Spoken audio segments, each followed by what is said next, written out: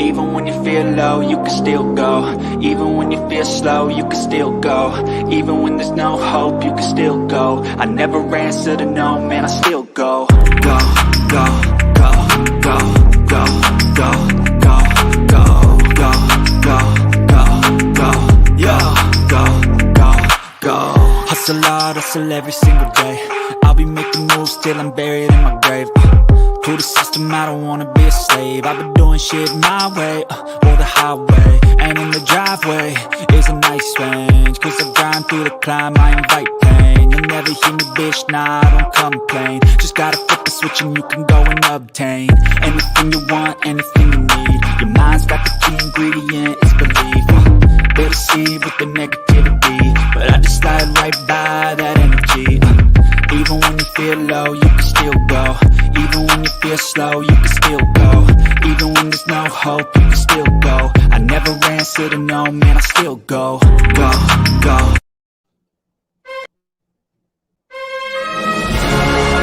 We are the nation of domination.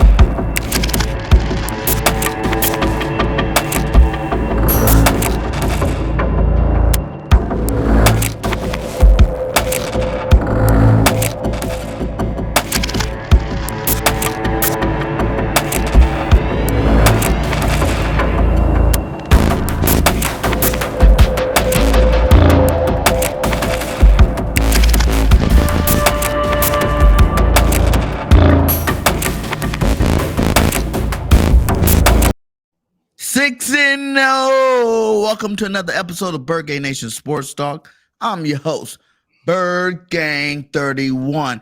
And today, Nation, we got a very special show today.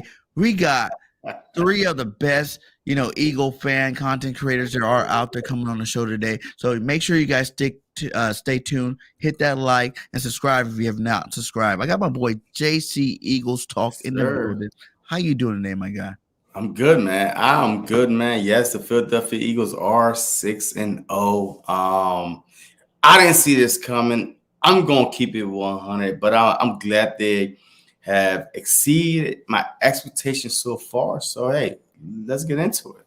Let's talk about it then. Let's talk about it because what's up, Nina? Nina in the building. I've been telling you guys that this team we built different. You know what I'm saying? We built different than any other team. Let's talk about this Cowboys game we just had. You know what I'm saying? Yeah. Jalen finally beat the Cowboys, got that off his resume. You know what I'm saying? I was tired of hearing Jalen can't beat the Cowboys. And he went out there and did it. And it's just the Eagles in general, but, it's Jalen Hurts specifically. These guys went out there and did a great job. Like, I feel like this team's unstoppable. Like, you can pick your poison, what you want to mess with. And we'll talk about, we'll break down the team a little bit more a little bit later. But tell me how you feel about that game in the season. Look, all right. For the haters out there, they are still going to say that Jalen Hurts did not beat the Cowboys. Why? Because Dak Prescott wasn't there. I mean, because when Dak Prescott is there, Jalen Hurts can't beat the Cowboys. So for the haters out there, that was watching the game, to them, Jalen Hurts did not beat the Cowboys. But on the record, a 6-0 record. Look, Jalen Hurts beat the Cowboys, man. I don't care. Hey, he went from not being able to be a divisional rival, the Giants, the Commanders. Every day they change their name, but I think it's still the Commanders. I think the last time I checked, the Cowboys, and look, last time I checked, the only loss he have against the division that he's played is against the Giants last year. You know what I mean? Because the Cowboys, the whole Cowboys game last year, nobody started. So he's doing pretty good so far. And not only that, he can't beat the Cowboys. He went from he can't be a relevant team, a team above 500, to beating teams above 500. Yes, the Minnesota Vikings was 500 when Jalen Hurts beat them. I don't give a damn, you know what I mean? I mean, yo, man, what gets me is this. Every team we played at that current time, I believe, was 500. Like 500 to me is a winning record, but now there are, a little bit below. We played the Jags. They were at what? 500. And they were the sixth-ranked offense. Division, they led their division, right? The Vikings lead their division. Yeah, 5-1. The only one loss came from us. And now we beat the Cowboys. Yes, I know people going to say, Dak wasn't there. That's what Nina saying right here. Would that make a difference? Would that make a difference, though? I don't know, because the way the defense, Dak Prescott, to me, I think he holds on to the ball a little bit longer than Cooper Rush. Besides Cooper Rush, the only guy that was getting rid of the ball faster was who? Kyler Murray. He was the #1 quarterback getting rid of the ball under 2 seconds. 1.8, the ball was gone. 1.8 seconds, the ball was gone. So that's who we faced the week prior. So, and then came Cooper Rush. So is that quick with the ball, with getting rid of the ball? I don't know. But either way, a win's a win. 6-0. Dak lost that game too. He was starting this year, but they had 3 points when he went down. I mean, look, that's true. Hey, well, look, with all due respect to the Cowboys, man, the Bucks, I think everybody picked them to lose that game. You know what I mean? And regardless how healthy the Cowboys were, Tom Brady coming in with one arm tied behind his back. We just don't believe in the Dallas Cowboys against good teams. They don't beat good teams. They beat bad teams. So that's why, regardless, and they end up losing to the Bucks. And yes, Tom Brady had one touchdown, I think. Yeah, one touchdown against Diggs. Mike Evans, touchdown against Trayvon Diggs. So, and that was it. But a lot of field goals in that game. But we all knew that the Bucks was going to win that game. I had no doubt about that game. But the rest of the year, I mean, we don't know what Dak is capable of doing. The fire maybe have been lit watching, Cooper Rush, the next Tony Romo. And we know how won 4 straight games. He won 4 straight games against suspect offensive line. I don't care. I'm just going to keep saying it. He won those games against every single last one of those games was against compromised offensive line. Name me one good offensive line Cooper Rush beat. I'll wait. Offensive line, though? Yes, offensive line. What are we talking about that for? Cooper, his offensive line? Because the Dallas Cowboys defensive line was able to take advantage of every team that they went against. Offensive line. So the Cowboys, yes, were 4-0, but every team that they played did not have an offensive line. If Joe Burrow had a little decent offensive line, not a great one, that would have been a loss. If Matthew Stafford had a decent offensive line, that would have been a loss. Because, come on, man. You're not going to hold a team to 14 points in the NFL. You know what I mean? Or 17 points. Unless, what year was that? The 72 Bears, the 82 Bears, whatever it was, right? You had to be that good, to be holding these teams because, literally, the NFL is rigged for what? Explosions, offenses, quarterback, throw the ball down the field. But the second team with a defense offensive line that they face, what happened? 2 losses and 2 teams with decent offensive line. Yeah. So I'm just saying. I was just saying in general, like the Cowboy fans are getting a little too hyped. Like, yeah, you got Parsons, yeah, you got Diggs, and even if you had Dak, like those are 3 people. This team is complete, man. And I've been saying that since the jump. Like, there's no weak flaws on this team. You wanted to say in the beginning of the season, Jalen Hurts could be the only reason why the Eagles won't be successful. And as you see, Jalen Hurts is doing his damn job at a high level, and that's why we're 6-0. You know, you want to say our safeties, even Epps and Gardner Johnson are playing some good football, my guy. Like they're playing some Pro Bowl level football right now. So anywhere you want to go, linebackers from last year, are they going to actually gel together?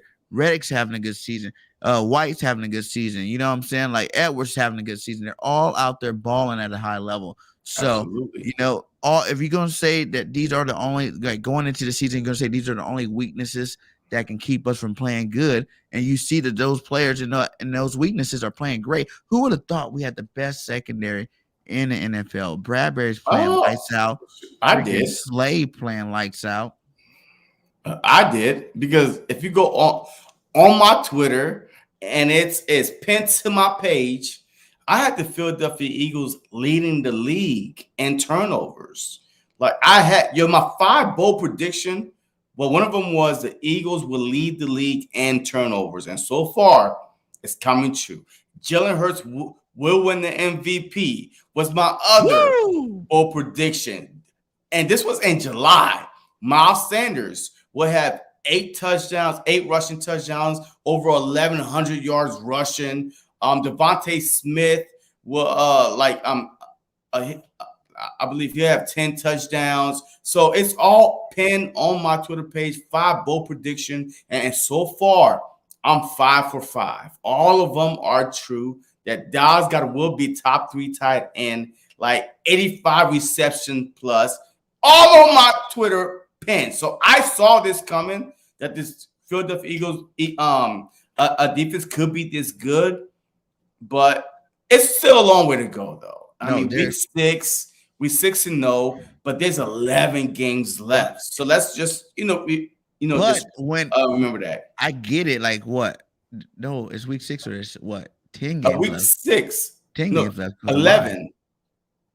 11 games left. There's 17 game season. 17 game season. Yeah, so it's week 18. So yeah, week 18. But still, no one, like my losses that I had for us this year, those teams we already played. I thought maybe Dougie P would do something, and like he started out really hot, and I thought my theory was gonna be right, but we came back and won that game. And then I thought maybe Carson Wentz, like the rest of the Redskins or Commanders, whatever you want to call them, players that left the Philadelphia Eagles and went there to Washington, all balled out against us. So I thought maybe Carson Wentz will ball out against us, and we sacked him 9 times, man, and we destroyed them. So it's like, wow, like. Okay, now I'm starting to run out. I thought maybe one of the Cowboy games, which we only played 1, so I can't say that theory's not correct. But I think we're going to get better as the season goes along, so it's going to make it that much harder for them to win that second one. But maybe those were my 3. Those were my 3 losses. So I'm sitting here like 17-0 to prove otherwise. But I know there has to be a loss somewhere. What do you think about that? Look, there's a few losses. Like, I'm not going to lie, because I did have the Eagles. Well, okay, look, I did have the Eagles going 12-5. The 12-5. All right, this is before I saw this, the games is being played, or our defense.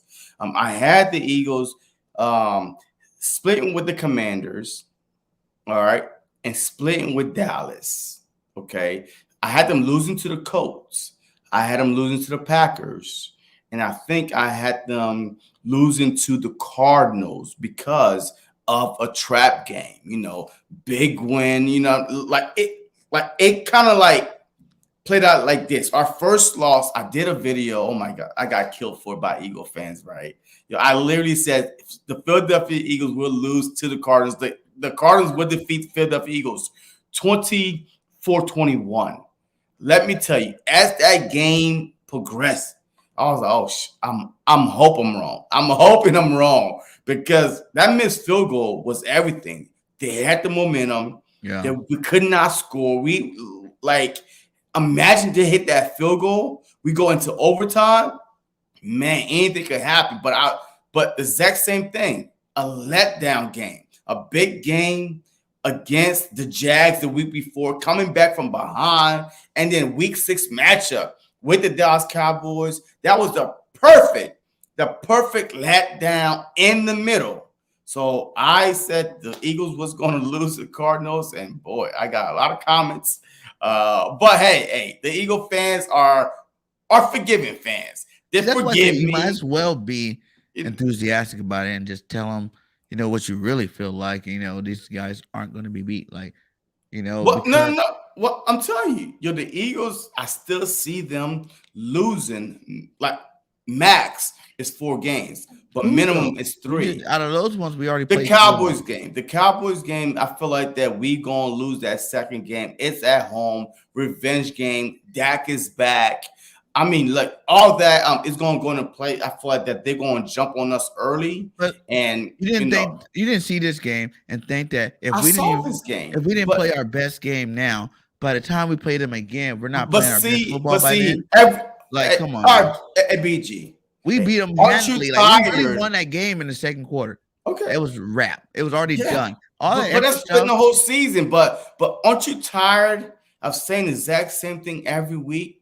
We haven't played our best game. Week 1. We haven't played our best game. We're not supposed to be peaking right now. So how the hell you know that these teams are not going to get better as the weeks go along? So we can't go off of their records now because I think that the Packers are going to get better. The trade deadline is coming. They're going to make a move to upgrade their wide receiver core. I mean, look, I seriously think that week 6 is too early. The Eagles was 2-4 last year in week 6, I believe. 2-4, and we end up going on a run and making the playoffs. This is football. We're going into, but you got to look at it like this. We're going into week 8 undefeated. Well, for us, is week 7.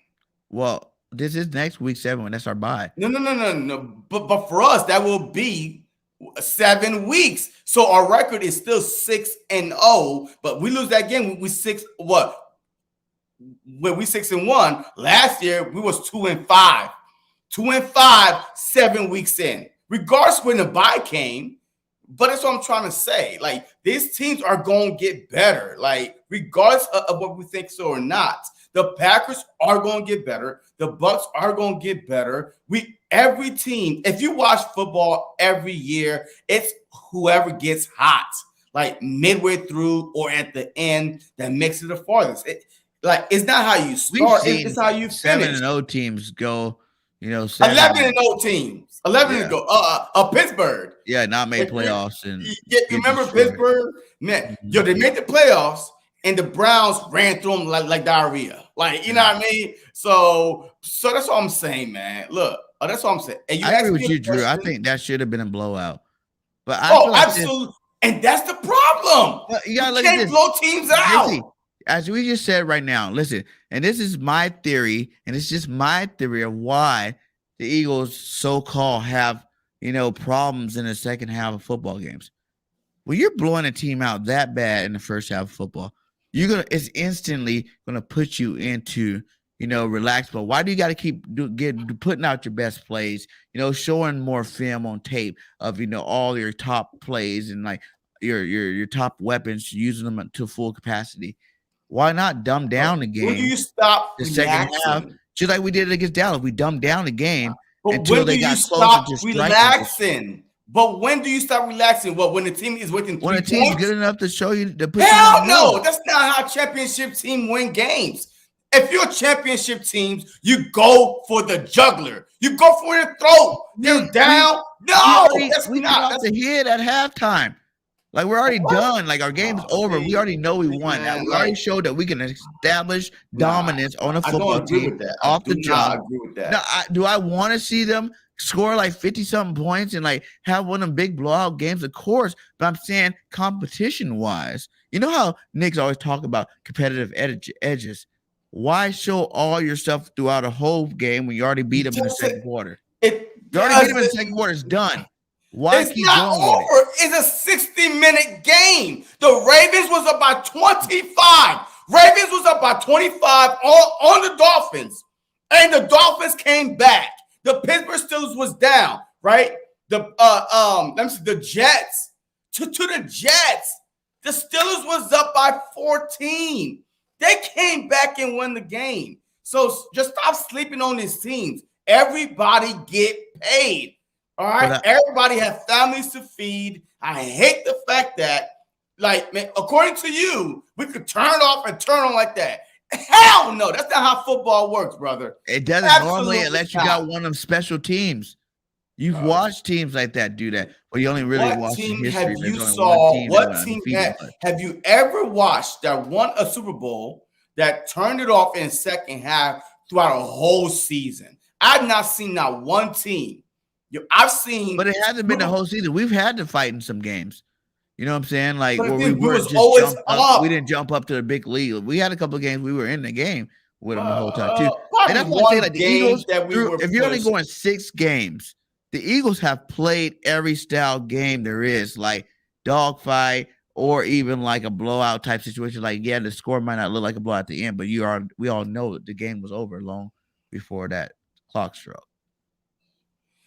Look, I agree with these comments, man. Look, I agree with these comments. Believe me. Look, I'm thinking the bigger picture here. Maybe we might get better, but I'm tired of saying the same thing on my podcast. We can't score second half. We can't score second half. The only game with the Philadelphia the only game the Philadelphia Eagles put up double-digit points was week 1 against the Lions 14. Otherwise, we're literally putting up 3 points, 6 points in the whole 30 minutes freaking game. Stop it. Stop. Man, there's no way you could continue going to the next 11 weeks only putting up the max we put up so far in the second half, besides the Lions game, 9 points. But what is the overall score? Like, how many points are we really giving up, though, JC? That's what I mean. Like, last game, yes, you start seeing Cowboys come back, but when they got right there and striking, this is what we do. We had a long drive, and then we scored a touchdown and put the game away. That's what I'm saying. Like, we can do what we want when we want to do it, and there's nothing another team can do about it. We have too many weapons on offense to stop it. See, you're looking at the short-term picture. I'm looking at long-term picture. Can we do this type of game against the Bills, against the Chiefs, against top offenses? Unless it's in the Super Bowl. See, once again, man, I hear you, but at the same time, I mean, these teams are going to get better. The Packers are going to get better. The Bucs are going to get better. You know why? Because of their quarterback. We've seen Aaron Rodgers multiple years start off slow and say, relax. All of a sudden, they ran through the league. We seen Tom Brady say, we got this, and won a Super Bowl. So, I mean, I'm not worried about these little teams that we're playing right now. So, I mean, look. But just like you say that, too, I can say, you heard Jalen, you heard these guys. We're going to get better, too, as the season progresses. We're going to have players playing and gelling. The thing is, we are, like, the difference that people don't realize, this team is not playing 100% ball-out football right now, but we still we have yet to see we're growing together. It's going to take a minute. I say you have yet to see a complete game. We won't probably see that until week 10. Oh, my God. That makes absolutely no sense. 8 to 10, yeah, you got to gel together. You're seeing what these guys are doing, and our players are leading stat and like in the top 10 in a lot of stats, individual stat, like achievement, because the players are doing good. It's just they're still gelling. Like, we're only 6 games in the season, and a lot of people thought it was going to take a lot more time for us to even get to the level that we're at now. Okay. So, cool. I understand on the defensive side, right? Everybody came back on the offensive side, minus, and you throw in A.J. Brown. That's it. And Zach Pascal, he barely plays. So, A.J. Brown is in this new system. I understand. So I would understand this last year if we weren't scoring as much. Is it's a new system. This is year 2. This is year 2. Miles Sanders got 4 touchdowns already. You know what I mean? Dallas Goedert is top 3 tight end, is number 1 in yak.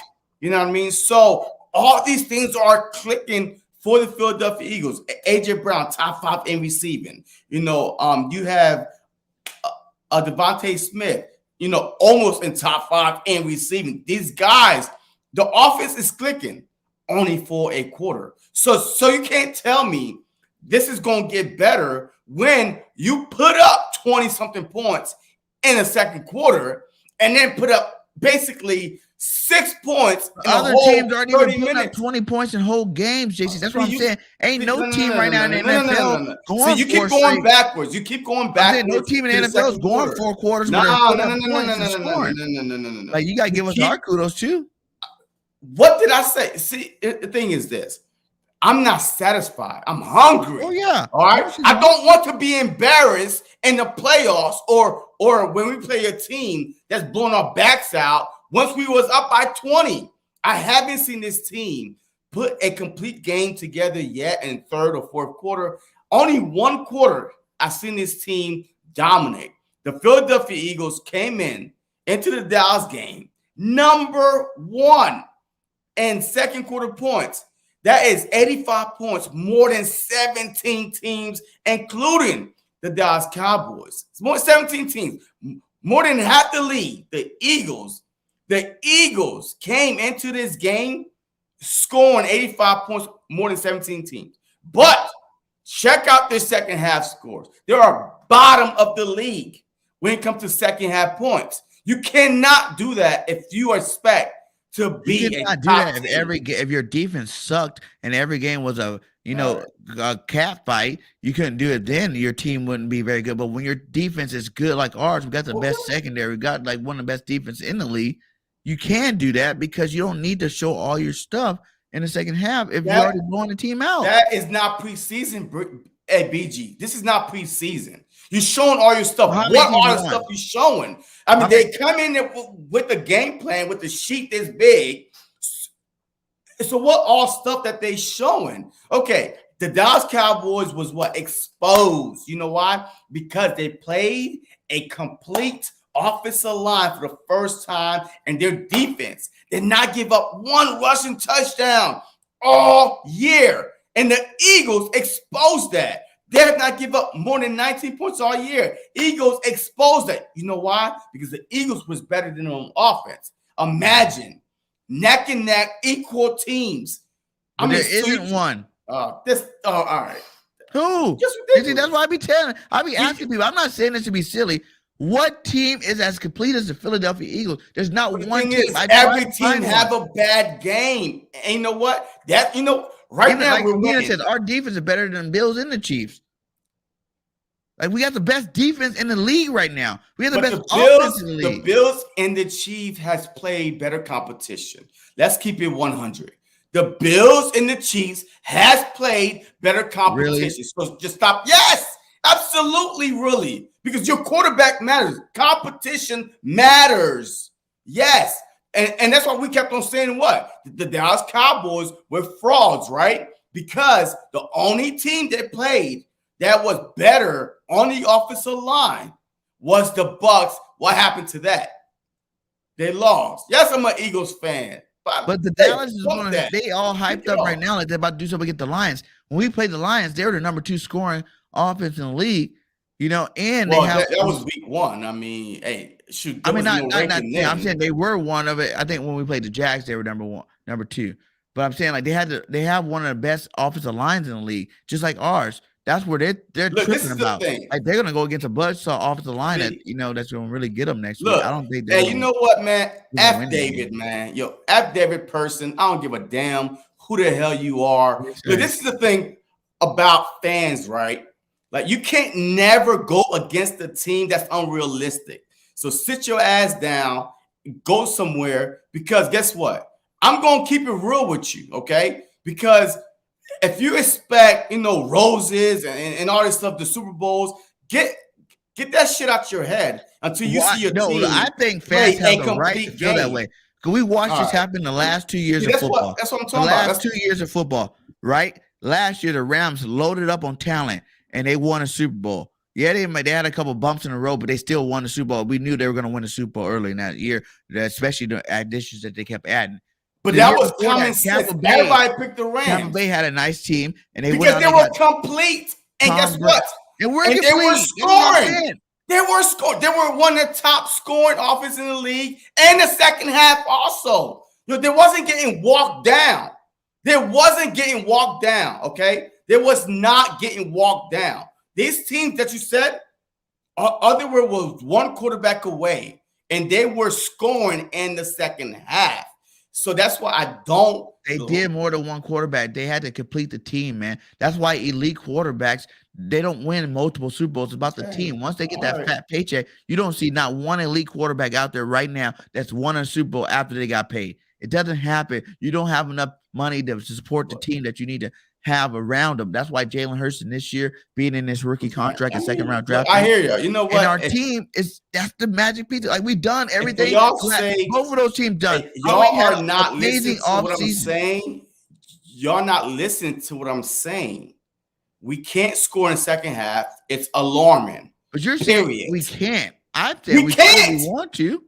And obviously last week showed that we could. What the hell? Hey, what the hell team go in a game and say, you know what? Let's not score the second half. You know what? It's okay. You know what? Let's just not score this. That makes zero sense, BIRDGANG. If you don't, if your defense is dominating, your defense is getting you the ball back over and over, you waste the clock. You do run plays. You do plays that are going to drain the clock. You're not in first half. Let's move on to the next question, man. Because hey, this is like I would never be able to where you got back like the first half where you're trying to score points and put them away because you already put them away. So that makes zero. You don't put teams away in 30 minutes. Unless you got up by 100. Your defense is elite, playing at elite levels. Yes, you can. Okay. Right? No.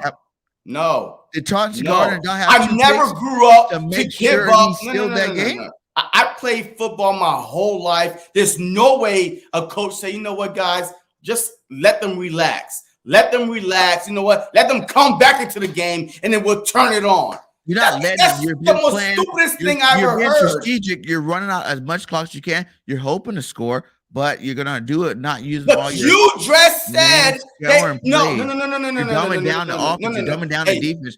You cannot keeping everything in front of them. You know what I'm saying? Nick, why would you down anything?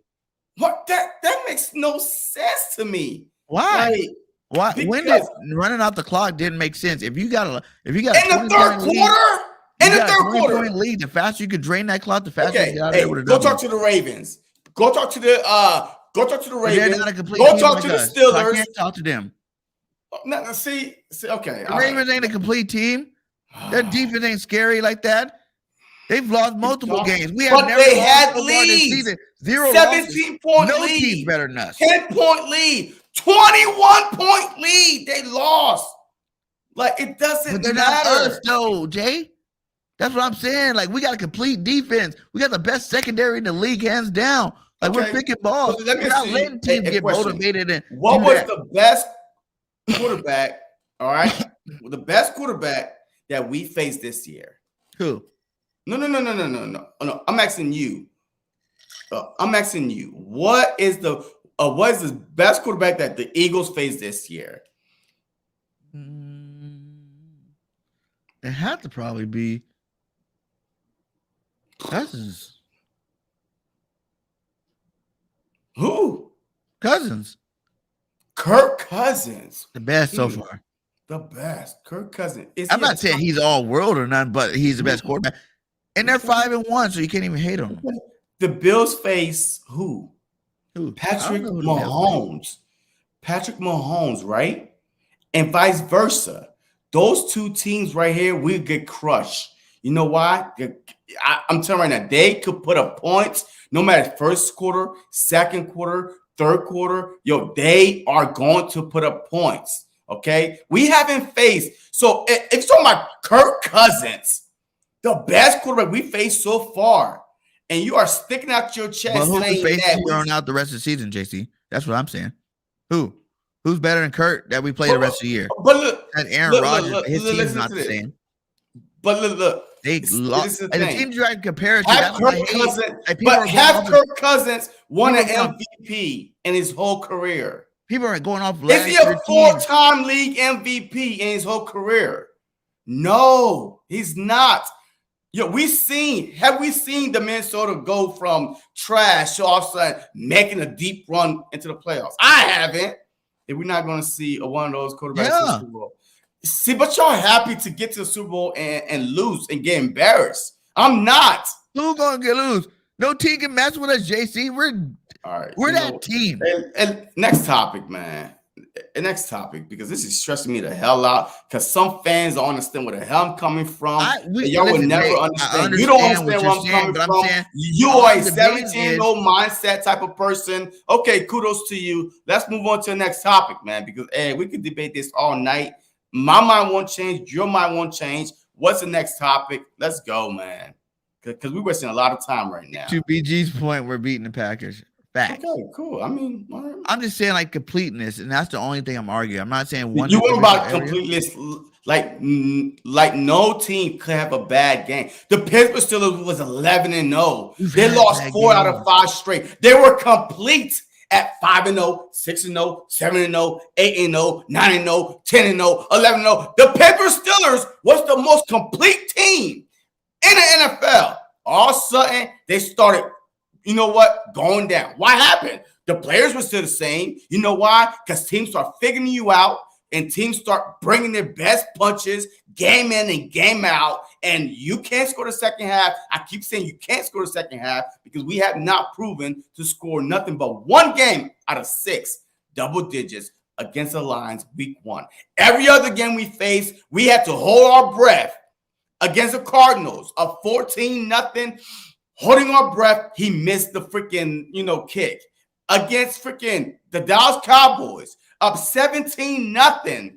BG save our ass because James Bradbury slipped on that play and then boom, got hit, underthrown ball. We got the ball back. So just if you're watching these games, I do play-by-play for every Eagles game. I'm telling you right now, these games are coming down to the wire. Our offense is not moving the ball in the second half. I know y'all don't like negativity or y'all don't like nobody just talking down to your team. But come on, man. The Eagles don't have 20,000 rings. We have one ring for a reason because there's mistakes that's going on every time we get to somewhere, a NFC championship. Eagles should have had 5, 6 Super Bowls already. But there's always, once you get to the playoffs, teams, the level of play go up. They study you. They know exactly what you're going to do. They have 16, 17 weeks of tape on your flaws. So that's all I'm saying. And I'm saying that's per the reason why you don't do your best football in the second half when you already beat them in the first. Because like you said, those things happen and you can't do it, against better teams or whatnot. But if we are the better team and the fact that, it hasn't happened yet. Yes, teams came back, but it hasn't happened yet. Doing the same philosophy, don't show your hand, just play some simple football. BG though, and we won every game. Acting like the Eagles have a million plays. Every team, you bring brand new plays. No, you don't. Yo, I've seen the exact same plays on 4 games. RPO, hold, throw. I've seen the same exact play from the Philadelphia Eagles in 4 games. So you can't stop it. You gotta keep doing it, right? If it ain't broke, don't fix it. But your whole point of saying you can't show your whole hand, they're not showing a lot. Because you know what? Because they're using the same plays over and over again, and it's gonna catch you. One team is gonna say, you know what? Man, we've seen this play before. How do you think this guy be like? Oh man, hey, we know this play. We know because they watch tape. There's no millions of plays every game. There's no millions of plays. And even watching tape, there's still plays. That's why there's so many options on the play that you can think, how are you going to stop all the options? That's what I'm saying. Like, we have too many good receivers. We have a good tight end. We have good running backs. And we have a good quarterback that they can do both. So you're basically proving my point. Like, you can't stop us. I'm not proving your point at all. We are unstoppable. We are escaping by the skin of our teeth. We are escaping by the skin of our teeth. You didn't feel like we had that game at second quarter with the Cowboys? Yeah, I'm like, why? You know what? Y'all so pissed off. I'm like, why aren't we scoring? Hell no. I didn't think the game was in the bag. When it was up to 17 at halftime. Hell no. Because the Cowboys have a great defense. All it takes is one. Yo, Hurts was sacked how many times? 4 times. Jalen Hurts was sacked 4 times. Lane All it was takes, out. I don't care who was out, Some but people all were it out. takes, but look, injury is part of the game. Injuries is part of the game. All it takes is one hit, one fumble, one interception. All of a sudden, it's like, God damn it, they got the lead.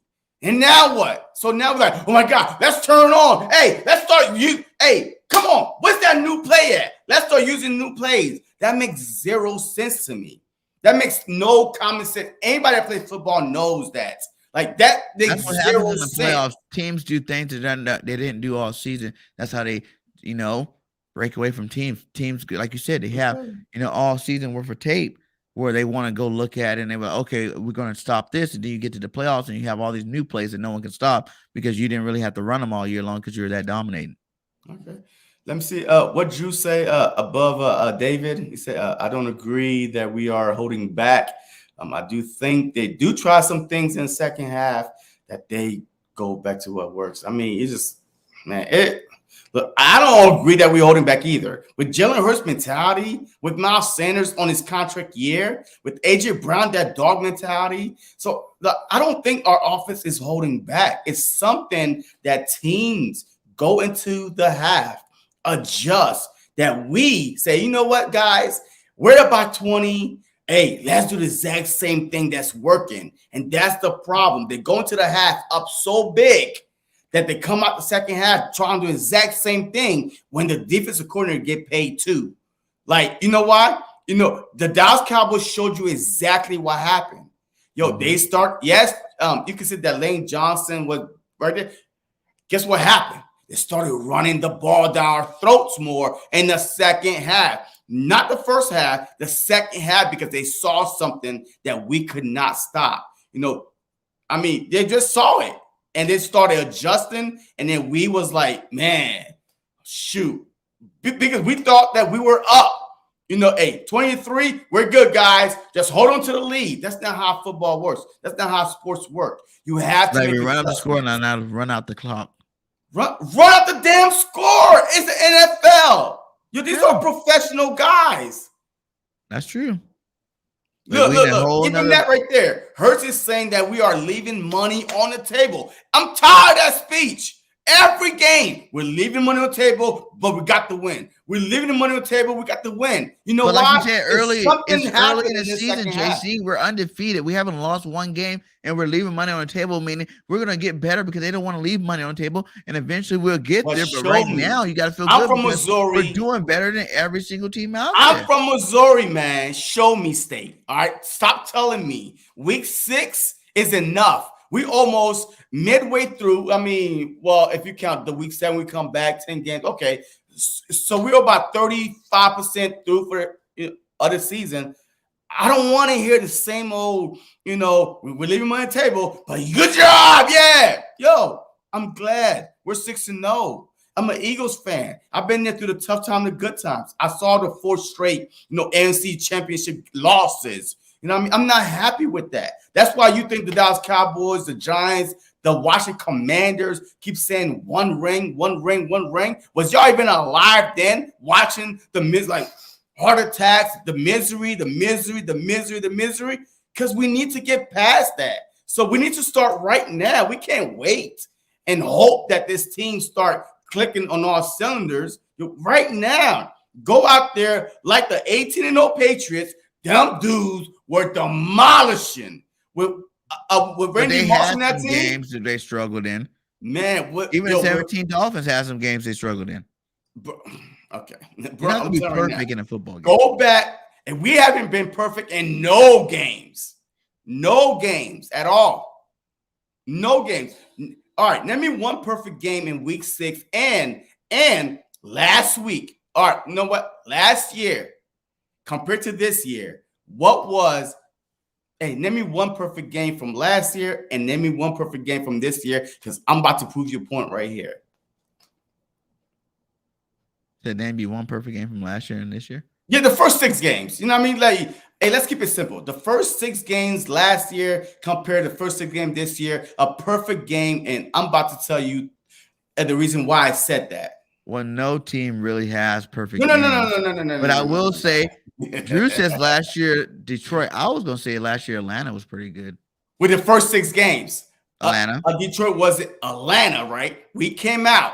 Detroit. We came out. At halftime, man, it was like close. I think it was like a 10-3, whatever. The second half, we blew them out, right? Because we went in and adjusted. This year, I can't even name one game. I can't name one game where we went into halftime and came out the second half and said, you know what? Enough is enough. Let's blow them out. We're just hoping that our defense has better players, that we can hang in there just enough. So. And then Drew said this year's Vikings game was pretty close to perfect. All right. I mean, okay. Very close to perfect when we didn't score nothing but 3 points, I believe. We literally scored 3 points. When people say that, though, I'm like, did we really need to score? It's sports. You need to score. We need to. BIRDGANG, you play the game at the highest level, right? Yeah. You need to score. You do. Stop saying it's sports. Or do we need to? Yes, you do. You do. Stop it. Man, I don't know. I'm saying we are that good that yes, I feel like the Eagles are great this year. What they're doing is good enough. Keep rolling with it and keep doing your due. You know what I'm saying? Just keep doing your due because all right. You know, hey, I agree. Until it's broke, if it's not broke, don't fix it. Like don't fix it. We're not, scoring very many second half points, but we showed last game against one of the finally playing an elite defense. We showed finally. People want to see progress, and they walked us down. People want to see progress, right? They walked us down. They started coming back. When they got within 3, what the Eagles do? We turned around, and went out there, and scored a touchdown to end the game. So within 3, so let me see, 20-3. Okay, good guys, we're good. Okay, let me see, 20-10. Guys, calm down, guys. We're good. We're just gonna let them get a little bit closer. 2017, guys, slow down. Hey, we're good. Nah, man, that just makes no sense to me. That's what I'm saying. If you had that dog mentality that Nick Sirianni preach about, right? Dog mentality. That's not, we have a cat mentality in the second half. Just based on your take, saying that we watered down everything. I want the Eagles to win everybody. Like I be saying these score predictions, and I be saying what I want to see Jalen do. Like I want to see him do a lot more. Bigger. I'm just saying, like, in terms of the league and the rest of the teams in the NFL right now, we're doing the best. We're doing yes, because of turnovers. Only because of turnovers, because the Eagles have 14 turnovers. The closest teams are like the Vikings with 4. So we have a +8 differential turnover. Okay, I get it. But you take those turnovers away, man, we lose 2 of those games. You remember last year when the Cowboys won 12-5? Yeah, they were leading the league in turnovers, but they were also blowing teams out too. They were. Just go back and check. The Cowboys were averaging over 30-something points a game last year. They weren't just barely just squeaking by. I'm telling you, they were blowing teams out. Like they blew the Washington Commanders out. They blew us out twice. I'm telling you right now, all these games that they won. So come on, the 5 touchdowns. Okay, all right, cool. I mean, cool. But I'm telling you, the teams that they lost to, they lost the turnover battle. Because you can't always expect your team to win the turnover battle. A defense. I got a good question for you. Then I got a good question for you. Going into this year, even after we got Chauncey, I'm gonna say this for me. I knew we were going to have a good secondary. I didn't think that they're going to be this good. Like, this good. That's the biggest difference I think that this team really has. Like, that secondary is legit. Like, Slay's the best corner in the league right now. And Bradbury's right there behind him like, hey, I'm the best. And you're not really because Slay's the best. But it's like, whoa, they're neck and neck. And then Chauncey Gardner Johnson is playing some really good football. He hadn't even been in. He wasn't even here the whole offseason. He's already playing at a good level. Like, was that something you expected to see? Yes, Yeah. absolutely. I literally told you, go on my Twitter, JC Sports Talk 20. It's pinned from July. I said that the Philadelphia Eagles will lead the league in turnovers because I had so much faith in James Bradbury, especially with big play Slay. I knew that Marcus Epps. That's why I was like, do not go get another safety like Justin Simmons. Don't get no other safety. I think we're good, but adding Chauncey Gardner, you know what I mean, in there. But I knew that our linebacker core was a lot better. Our front four, that was one of my 5 bold prediction. The Eagles will lead the league in turnovers before a snap was even snap. July 28th. I think it was. So you can ask King that's in the chat. Hey, if you're not following me, I'm telling you, go check my Twitter. I'm not check him out anyway, regardless of I'm telling you right now. Right now, go check him out. JC Sports Talk. You know, he's one of the best in the game right now, man. I watch his stuff. Straight fire. Yo, hit that subscribe, and check my boy out for sure. And follow him on all social media platforms. Hey, I gotta say, look, I gotta say something though. Look, if you watch BIRDGANG, man, I'm telling you right now, man, look over his head right now. It's like birds and roses all around there. Yeah. I'm the opposite. All right. Yes. So I'm that little devil. Like, hey, look. I'm that guy that's saying, look, there's always more need to be done. You could do better. You could do better. Don't settle. Just like Jalen Hurts, he's never satisfied because it's not just good enough to win 1 game, 2 game, 3 game. I'm looking. The Philadelphia Eagles will make the playoffs. So that's a no-brainer to me.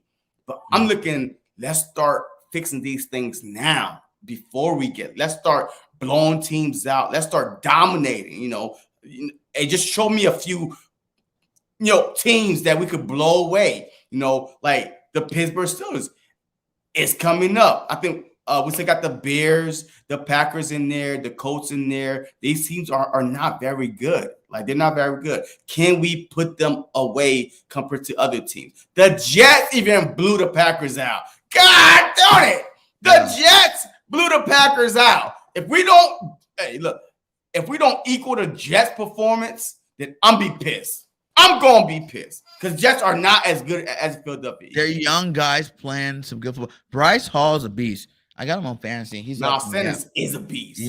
I could go tick for tack. That quarterback is playing some good football right now. Jalen Hurts playing the top 5 exactly. MVP. Hey, you're not gonna get me to say any other team's better than our team at all. So we should be able to disrespect every team. Okay, yeah. Every team out there. I feel like we are that team. We're gonna continue this, right? Everybody thought that this is like a temporary thing, and like a lot of people didn't even have us going 6-0 right now. I'm just gonna say that off the jump. When I was preaching it all off season, no one was really saying they thought it'd at least be a loss or 2.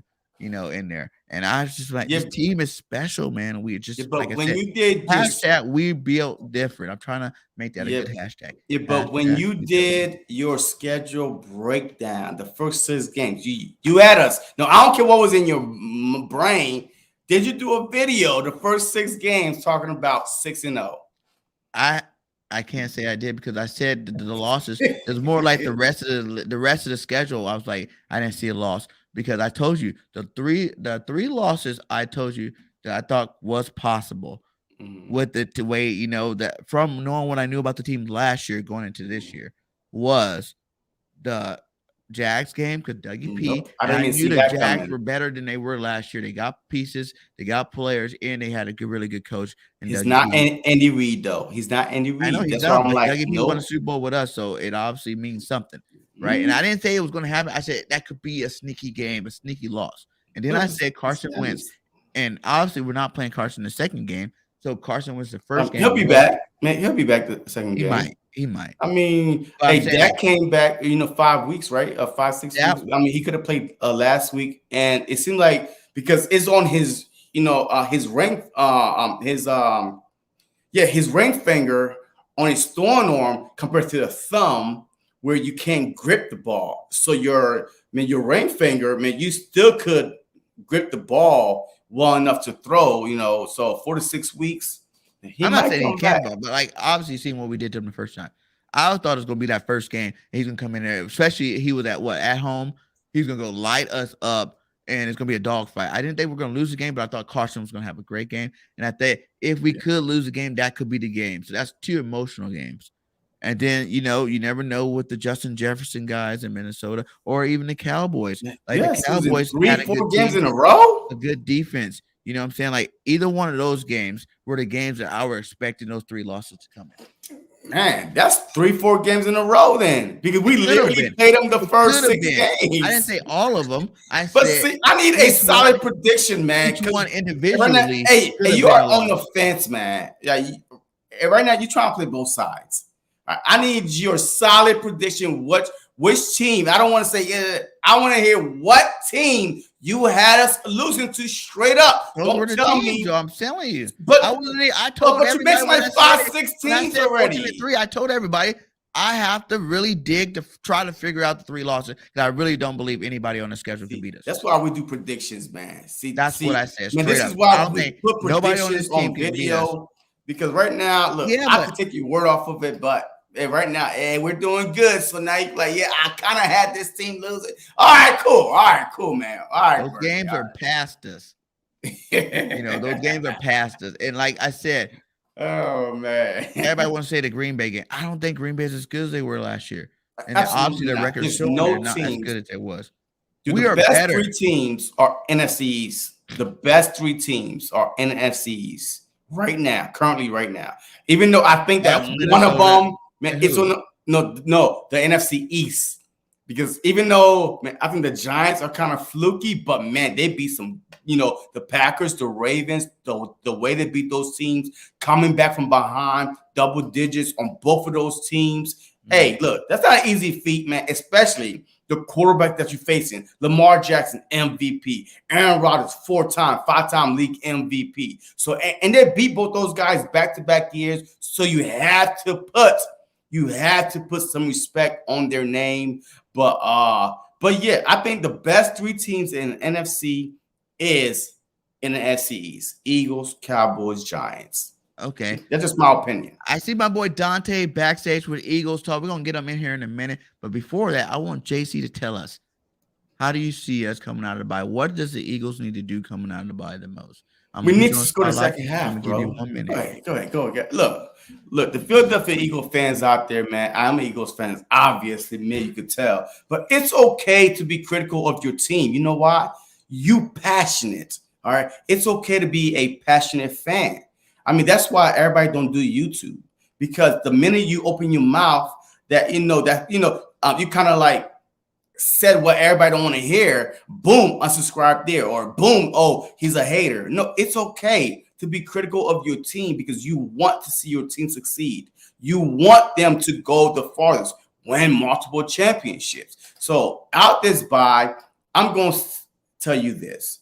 Out of this bye right here, week 7, week 8, but our 7th game, we are playing the Pittsburgh Steelers at home.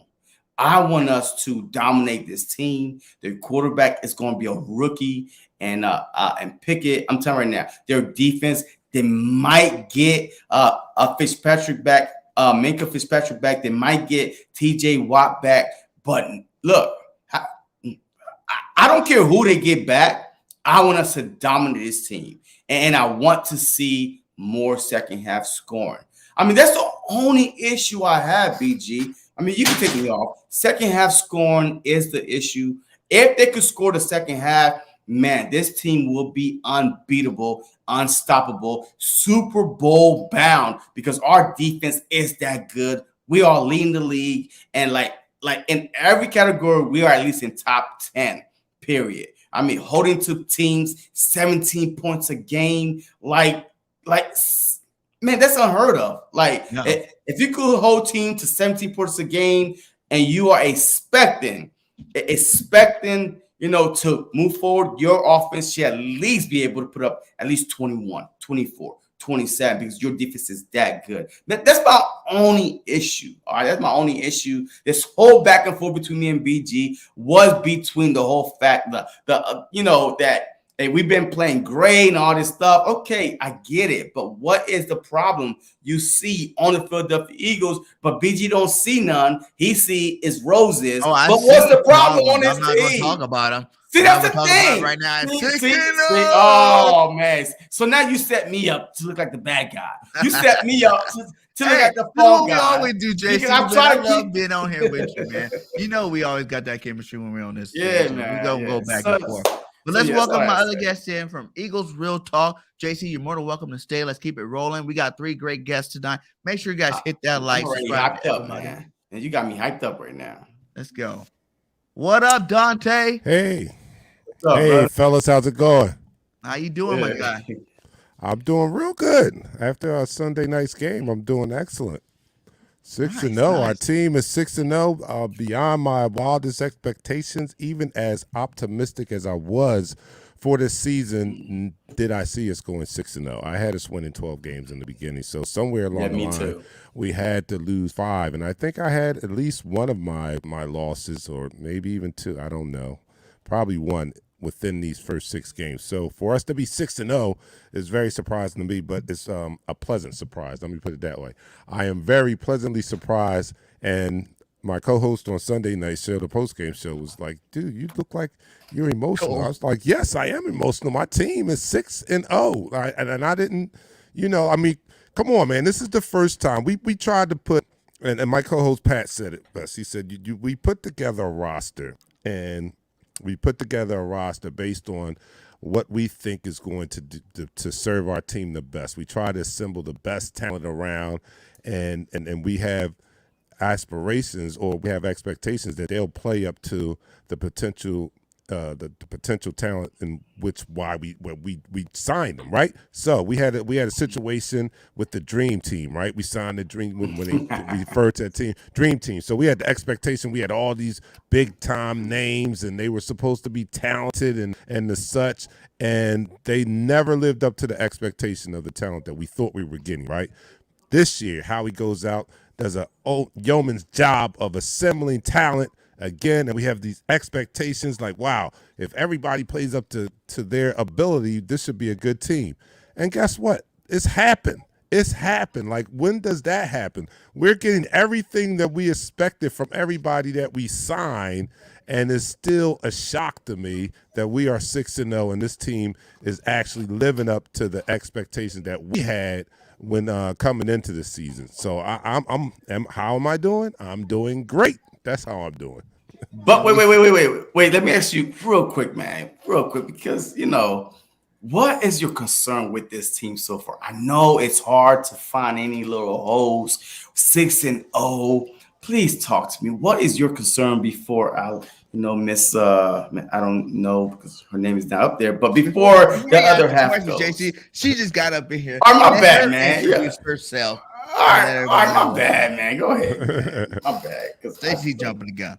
I mean, I am. I'm Nichelle, Dante's co-host from Eagles Talk, one of the 3, the trifecta. All right, so Nichelle, you want to handle this? I mean, what is your concern with this team, even at 6-0? What concerns do you have? we jumping right into concerns? Right? Well, see, that's why I try to ask. That's why I try to ask. We jumping right into concerns? Well, let's have at it. Number 1 is special teams. Garbage right now. I mean, we're making tiny bits of progress, but going into the next part of the season, and especially playoffs, we're going to have to tighten up our special teams production, field position, how we handle both punts and kickoff. It's crucial. That's my main concern. Managing injuries is number 2. Getting our rotations in right so we keep fresh legs, as well as the coaches being able to keep progressing as coaches, as play callers, as making, when they're making adjustments. Third quarter production is still flat. So those are the concerns. But am I happy that my team is balling? Absolutely. Absolutely. So they're minor concerns right now to me because we still 6-0. The W and L column says we still the best in the league. So I'm a revel in that right now. Say it with your chest. So Cole, back again. This is what me and JC have been really battling on. The second half performances, guys. We need your opinion. I'm on the board of saying we don't need to do very much in the second half when we blow them out and already know we won the game in the first half. And JC, more important, he want to see more in that second half. I'm like, conserve everything for later on. You know, if you can dumb down your offense and defense and still win the football game, continue to do that as long as it works. How do you feel about it? We've seen in Dallas, we did it, and Dallas got within 3, and then what? We said, okay, that's too close. Let's go score a touchdown. All year. That ability to turn it on and off, I really like that. We do have this ability to turn it on and off and hit you any way we want to when we feel like it. I know we're not used to that, but that's kind of impressive by this team that, they can fall back for a minute, not give you too much. All right, we'll let you play. We'll give you a little soft coverage. Oh, you're doing a little too much. All right, we're going to turn it back up a notch. I like Who can do that right now but us? I like it. Well, until you guys brought up the second half, my concern was, am I going to be able to get tickets to the playoff games when we were in that house? that was my biggest concern up until then. But if you want to talk about the second half, I'll talk about that. I do have some concern. I have some concern. It's a wonderful ability to be able to have a team that can turn it on, turn it off. But my concern would be when we face the Buffaloes or the Kansas Cities that I don't think that's going to afford us the luxury of being able to play the way we played these first 6 games. We've had the luxury of being dominant even in only playing a half a game, because really we only played 2 quarters of a game. And in the past 2 games, it was the second quarter and the fourth quarter. The first and third quarters we usually take off, and I don't think we're going to be able to do that as we go on into the season and we face better teams. Fortunately, at this point, we look like the best team, but we have to be battle tested, and we have to. And I don't like to have to rely on this team turning it on, because again, I point out teams such as Buffalo and Kansas City, and I don't think that we'll have that luxury of taking quarters off. We can't take quarters off. So when we have, and we've been talking about this all year, when we have our foot on their neck, let's continue to grind their neck into the ground. Let's not let up and see them. It's almost like we're playing. It's almost. Do you ever see a cat play with a mouse? Like, in real life, like, he doesn't even know he's killing it. He's playing with it, right? And then he stops. He wants to see it move, and then he goes back and he plays it. We can't do that. You just want to kill the mouse. Kill the mouse immediately. Kill the damn mouse. Let's get this thing over. Unless you're a full cat, because like this guy said, we haven't even opened up our playbook because we don't need to. Like, why do you need to show more when you're already destroying a team? You know what I'm saying? Like, that's how I feel about it. You can come back when we go into our wasted clock mode. Everybody plays Madden.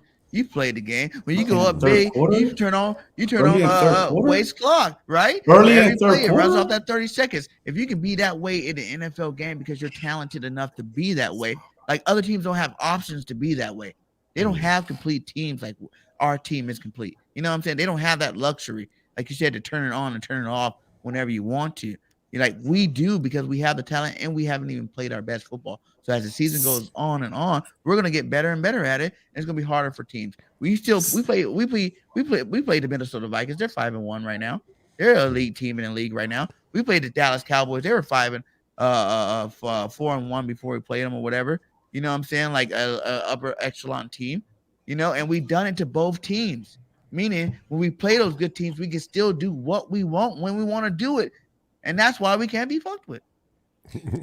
But hey, let me ask y'all a question though, man, because this is, man, everybody on this panel right now seems like to me that they're not concerned at all, that y'all think that the Eagles could turn it on and off when they want to.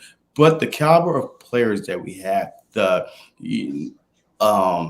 mentality, the temperament of the coaches that we had, the dog mentality. So do you think that we're not going into the second half, with new adjustments because we're so far up that these other teams that we're playing saying, man, we're down by 15, we're down by 20, let's make adjustments. But by that time, it's too late for us, and we're hoping that we could turn it off. I mean, is it the Eagles are trying the same exact thing they did in the first half because it worked?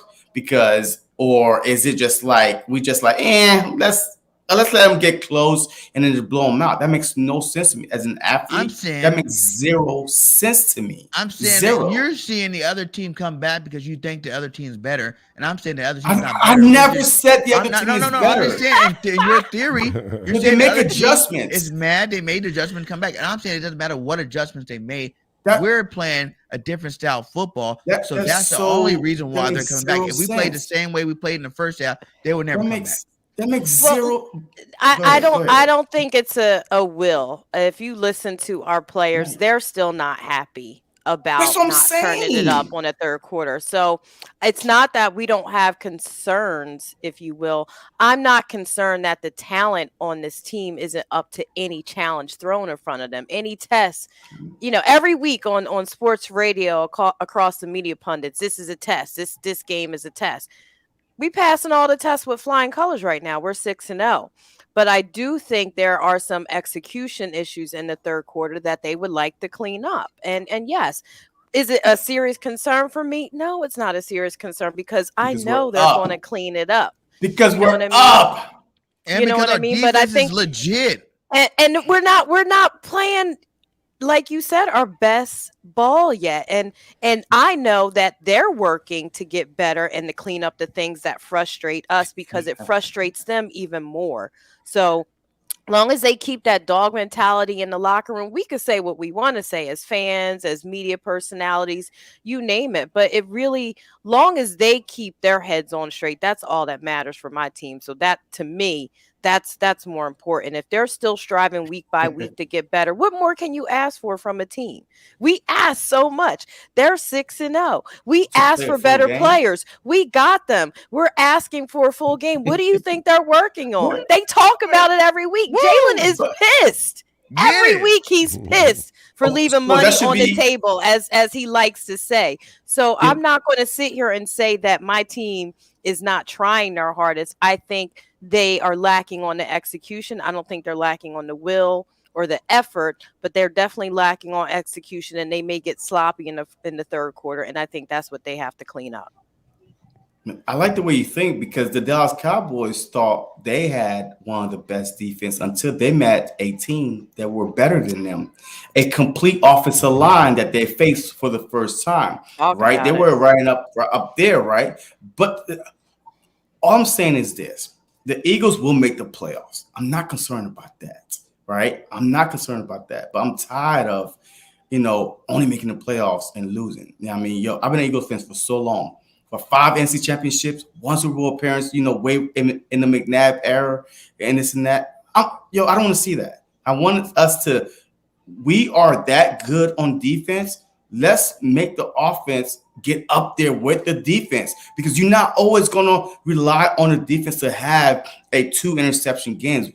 I think we had a turnover or sacks in every game so far. We are leading the league +8 and turnovers. Do you expect that to continue? Because the teams are going to get better. The trade deadline is coming. The Packers are going to try to find a bona fide number 1 wide receiver. The Bucks, Tom Brady came out and said it today.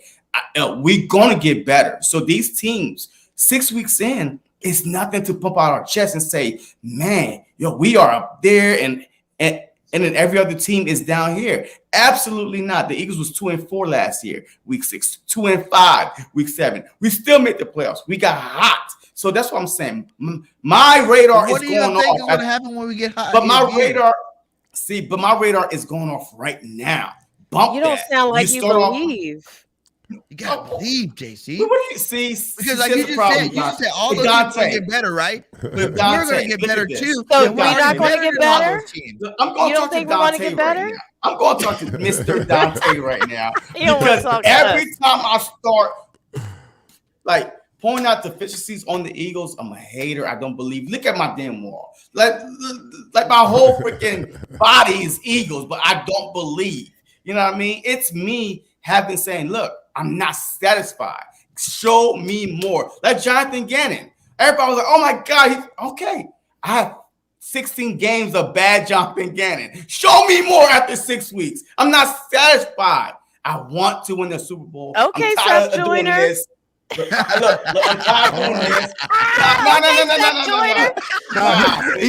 If we listen to JC, I feel you, JC. If we listen to No, JC, I'm not disagreeing. I'm not disagreeing with him. He's doing nothing more than echoing what our franchise quarterback echoes after every game. We're not playing up to the standard, and he's not going to rest until they are. And JC's just verbalizing that right now on this show. So I get it. That on the show, everybody, like I said, we're a team too. The fan base is a team too. And this is JC's role. JC's role is not to rest and not to relax and not to get comfortable. Now, my role is to relax and get comfortable. Yo,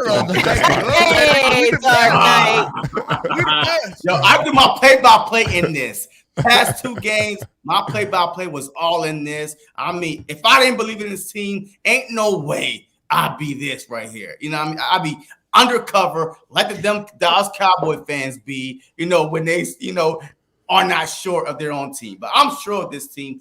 I just want to see some better execution. That's it. And because our quarterback is that way, that's why I can be the way I am. Because like you said, we do need to get better. We're going to get way better. And the way he's motivating this team to be better, I don't have to worry about it. Because the leaders in this locker room is doing their job to make sure that everybody's hungry. Our head coach is doing his job to make sure everybody's hungry. As my job as a fan and as a content creator, because if you look at the stats, our team's doing the best. You know what I'm saying? We do got the best secondary. We do got one of the best teams in the NFL. So I'm doing my job either way. But it's funner doing it now, and I do feel like I can kick my feet up because I know my team has not played their best football yet, and they are still a dominating football team. And then I look around the league, and I don't see not one team. I've been waiting. Everybody to keep saying you can't talk like this. I'm like, tell me a team that's more complete than us. Tell me one. There's not. I'm just. I love how they for me, but I'm delusional. But tell me a team that's more complete than us, and we haven't even played our best football yet. I love how the Cowboys fans always come up to all the Eagles podcasts. They were all up in our grill too. They still hurt. They still butt hurt. Hey, low-key right Eagle now. fans. Yeah, I know. They're probably local Eagle fans. They like to go off the pass, Yeah. They like to go, well, you guys are like our little brothers because we got all these rings. Like I tell everybody, you wouldn't have beat us. We got one Super Bowl, but we got 4 championships. And after this year, we're gonna have 5 too. If you want to count those rings, you have a Super Bowl. 90s, I'm counting my ones in the freaking 60s, whatever. We have a modern day Super Bowl under our belt. We don't, we have a modern day Super Bowl under our belt. Our Super Bowl is from this century. So, and their rings, I tell people when they bring up the rings, I said, your ring is not going to win the game Sunday.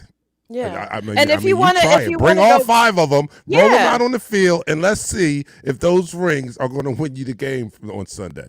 And it didn't, and it wouldn't. So I know you're proud of the 5 rings, but what have you done for me lately? And that's and if you want to talk about his history, I mean, before it was a Super Bowl, the Eagles were national champs. We've always had different eras here that we were right. Thank you.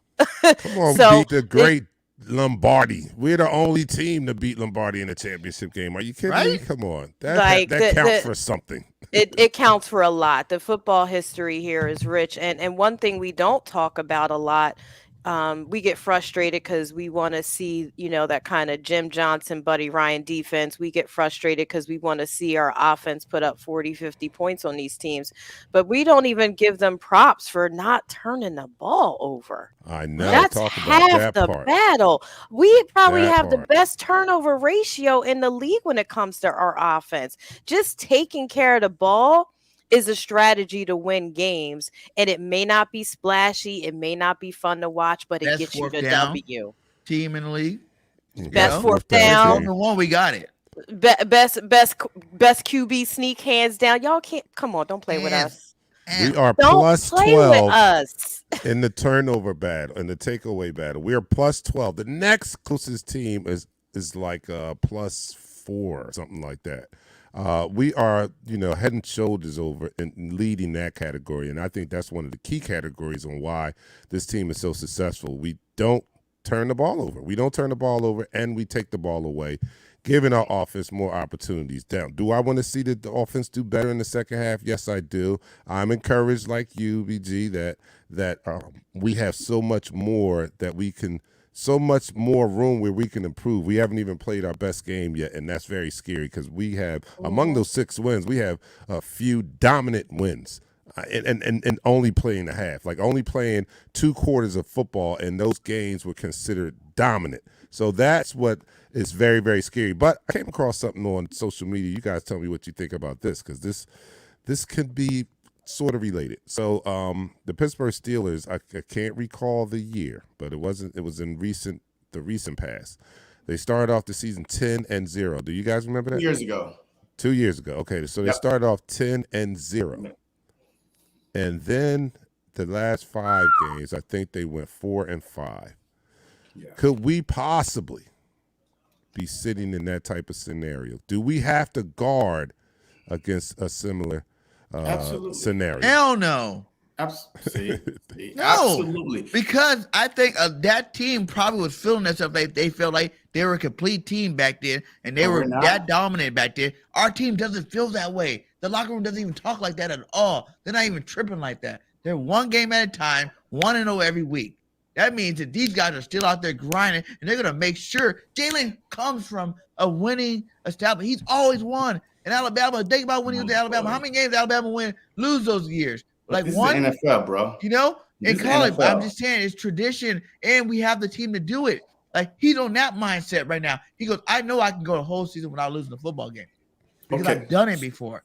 So you think he had that? A lot of these players, a lot of these good, quarterbacks in the league don't have that on their resume. Aaron Rodgers don't have that on their resume. Tom Brady don't have that on his resume. Don't have he was what? A winner then, and he's don't have got what the team on to their do resume it here in the NFL now. What, college? You talking about college? I'm saying the winning mentality.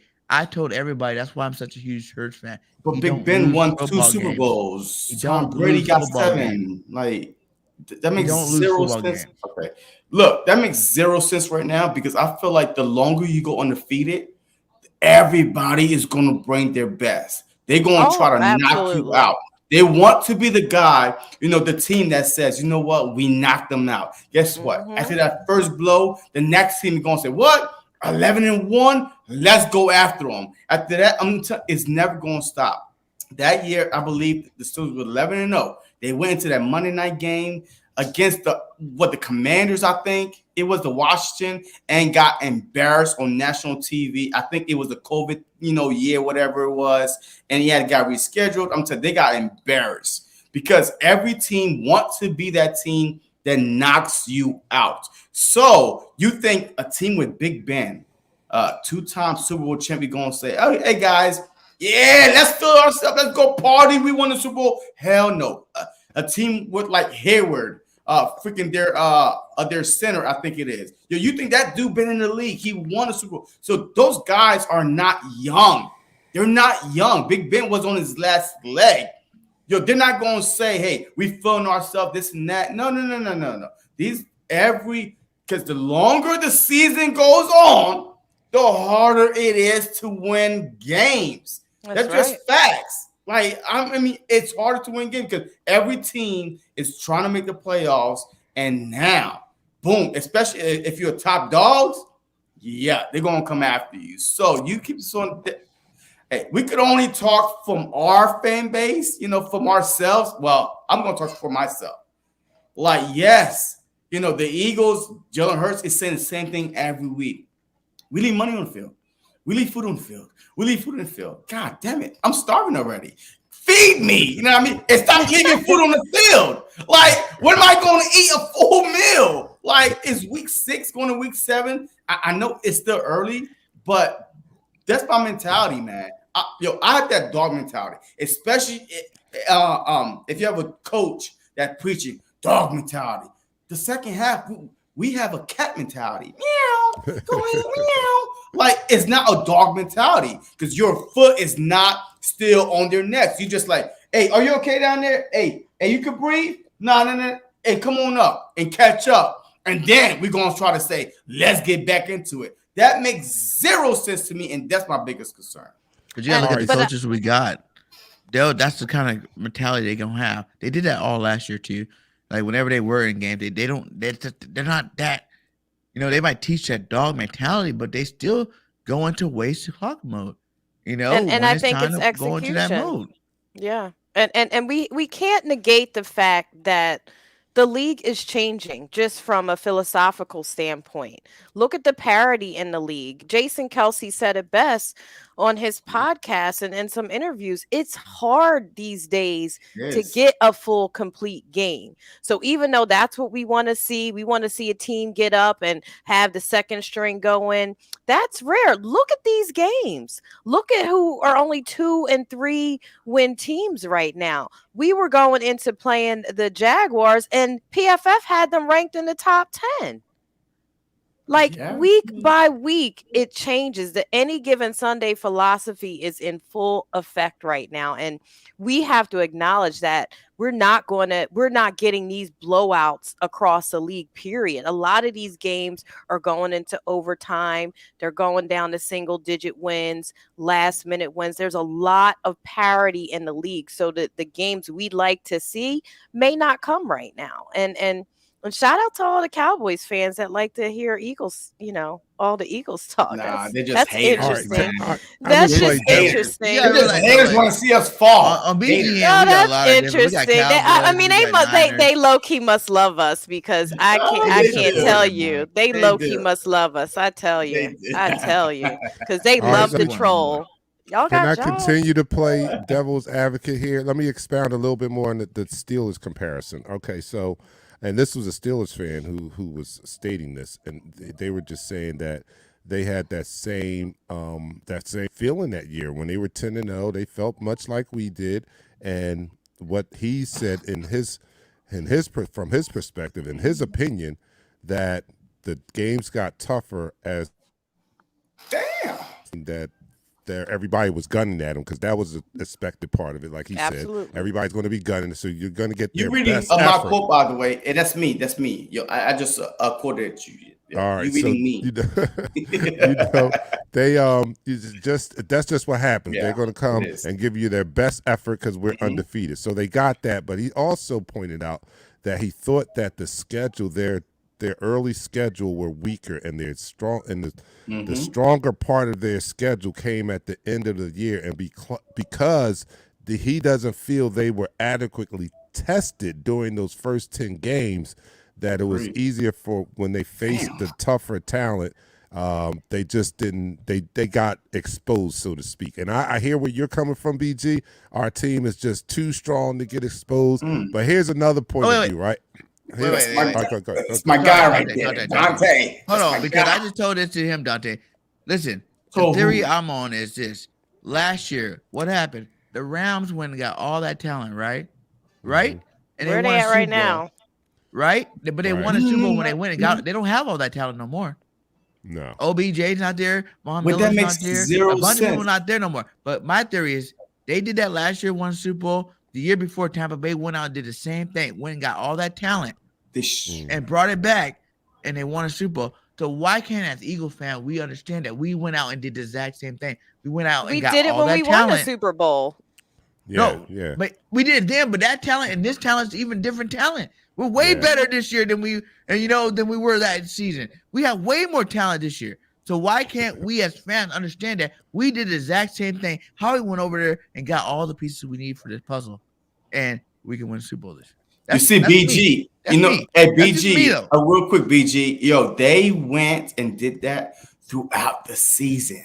They were also okay. I hear you, but they were also owning both teams, the Bucks and the Rams. Were one quarterback away, just based on the talent that they already had, and then throughout the season they added more pieces. All right, so that's the thing that's the biggest difference to me. What do you guys think? All right, well, I know I opened up when I came on, and I said that this team has put together the talent on this team, and for the first time or the first time in about 5 years, because I think he did the same thing during the Super Bowl. But we're getting exactly what we paid for. All the talent that we have signed, they are playing up to the expectation. Yeah. James Bradbury is playing up to the expectation of being a Pro Bowl corner. CJ is playing up to the potential of being a top-notch safety. Hassan Reddick is playing up to the potential that we thought we were signing when we got him. Like, everybody is delivering on what we thought we were getting when we signed these players. So, yes, it's very, very exciting to me. And I'm with you, BG. Don't get me wrong. I am with you. I think this roster is talented, but I am not. Get him, Dante. Go get him. And not wait to see how this thing plays out. But today, yes, I think we have the most talented team. I think that our coaches have taken a gigantic step up from last year, because we talked about Jalen Hurts taking the next step. We talked about the success of this offense was going to depend heavily on how much Jalen Hurts improved, and he has improved tremendously over last year, and you can see that contributing to the success of this team. But we also talked about, in the shell especially, the growth of the coaches, and the coaches have taken a big step from last year, but they're not finished products, you know what I mean? And I say that on the heels of giving them a lot of credit for Sunday night's game, because that offensive scheme was phenomenal. The way they neutralized Micah Parsons. I mean, he didn't become a factor until Lane Johnson went out the game. Yeah. Micah Parsons was not a factor until he went out. Non-motherfucking factor at all. Yes. And I even had to back off on Steichen and Sirianni with the RPO. You know I'm really anti-RPO. Man, Eagle fan, we give Micah Parsons the props and say that dude's a bad man. But I always said this, no matter what, when the Eagles have one of the top offensive lines in the league, no matter what bad man was ever on the other side of the field, it never did nothing to us. It never. When we had the line, they never got 4 sacks. Even those years in Dallas, you know, we're all big and bad and whatever. We still stopped them when our offensive line. Our offensive lines dominate. But the game is run in the trenches.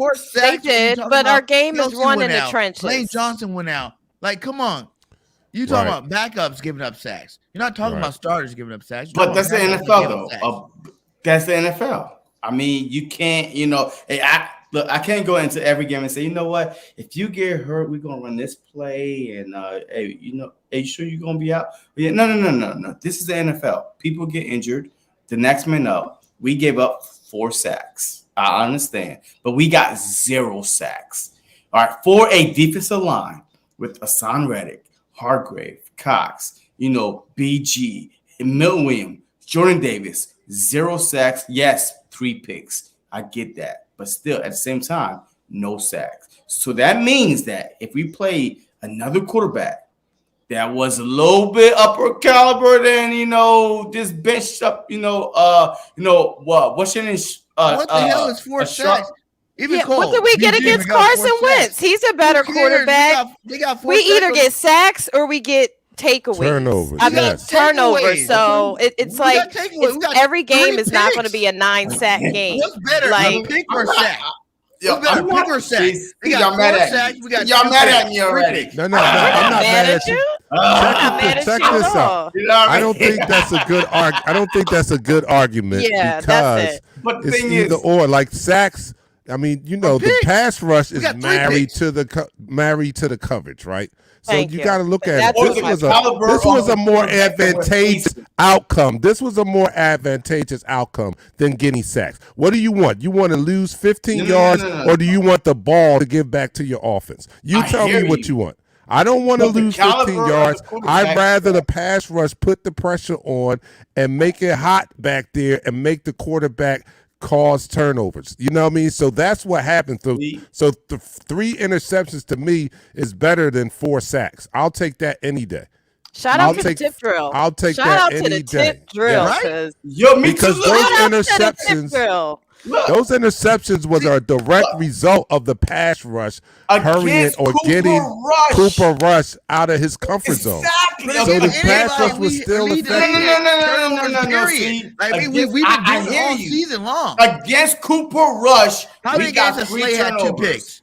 You guys are but listen, you guys are talking about aesthetics versus strategy. Right. That's where we part ways. Aesthetically, getting all the sacks and the picks look great, but strategically, the way they scheme that game for people like Micah Parsons, it was brilliant. They let that man run free, and he had to beat the RPO. That's why I had to back off, because I'm more of a play design chick. Like, I want to see X's and O's, Jimmy's and Joe's, as my dad liked to say, and see really schemed out and creative play design. I thought for the longest our coaches have vanilla play design, but now it turns out we're one of the top 2 offenses to run the RPO in the league. And that RPO is what got Micah Parsons off his game, because he couldn't block everybody. Once he got red, he was out of the play. So, shout out to the strategy behind winning the game that a lot of us as fans ignore.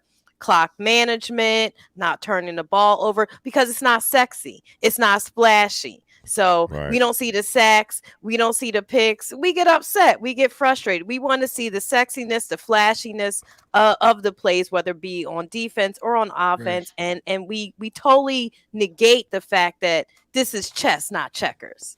And I have to echo exactly what you said. She just dropped the mic. Yeah, because she's bars, positive. bitches, bars from the lady. Because she's positive. Yes. Because she's all positive and flowers and roses behind her. You know what I mean? I got flowers and roses. Tell me the last time. Just like I got a bottle of liquor, though. Here you go, JC. Tell me the last time the team with the most sacks won over the team with the most turnovers. The team with the most turnovers wins more times than not. Okay. Not the team with the most sacks. They're facing backup quarterback. No, I'm just talking about in general. Matter. He was the thing. No. He didn't turn over the ball against 4 other games. But the thing is, he didn't turn over. But we had to keep this real, though. Would Dak Prescott playing throw those 3 interceptions and not getting those sacks? Where we at now? If we get those, we still get the interceptions. All 3 interceptions against Dak Prescott? Yes, I don't care. I don't care who the quarterback is. When you put pressure on them, you're going to cause something to happen. That's the name of the game. Our secondary is lit. Our secondary is lit. Period. Yes, we haven't seen a secondary like this since Bobby Taylor and them. Real talk. Facts. Real talk. That's real facts right there. Real talk. Look, that's real. Our secondary is lit. Any quarterback, come see us. Come see us. Any quarterback. Yo, Bradbury is a silent. He's right there with Slay. He don't got the picks like Slay, but he right there. And then and let's not discount the fact that they not only are they good standalone corners, but when you combine that with the front 7 and what they're doing and getting pressure on the quarterback, that's what makes them even more lethal. You know what I'm saying? Because the sacks that we're getting is as a result of the great coverage that they're playing behind them. They're getting coverage sacks too, because Bradbury and Slay lay gloves on the receivers they face. They tie them up, they lock them down, and that makes the quarterback have to hold the ball a little longer and gives our defensive line time to get there. But I'm okay with not having sacks this week. I'll take the 3 picks any day over the sacks. It's the same thing with our offense. We got 2 picks, but they wanted more sacks. And it's like sometimes some games we got more sacks, like the 9-sack game against Carson, but not that many picks.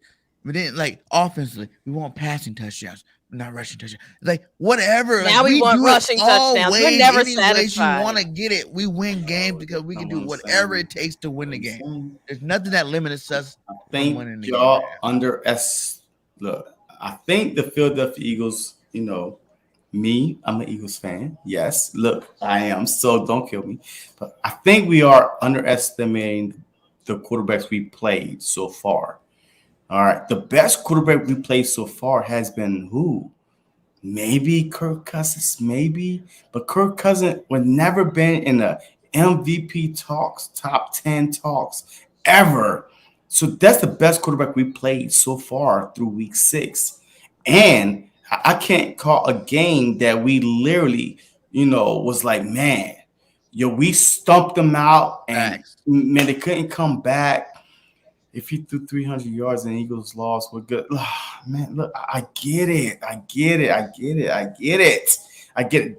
Yo, Dante was talking about the devil's advocate. I'm the real devil guy.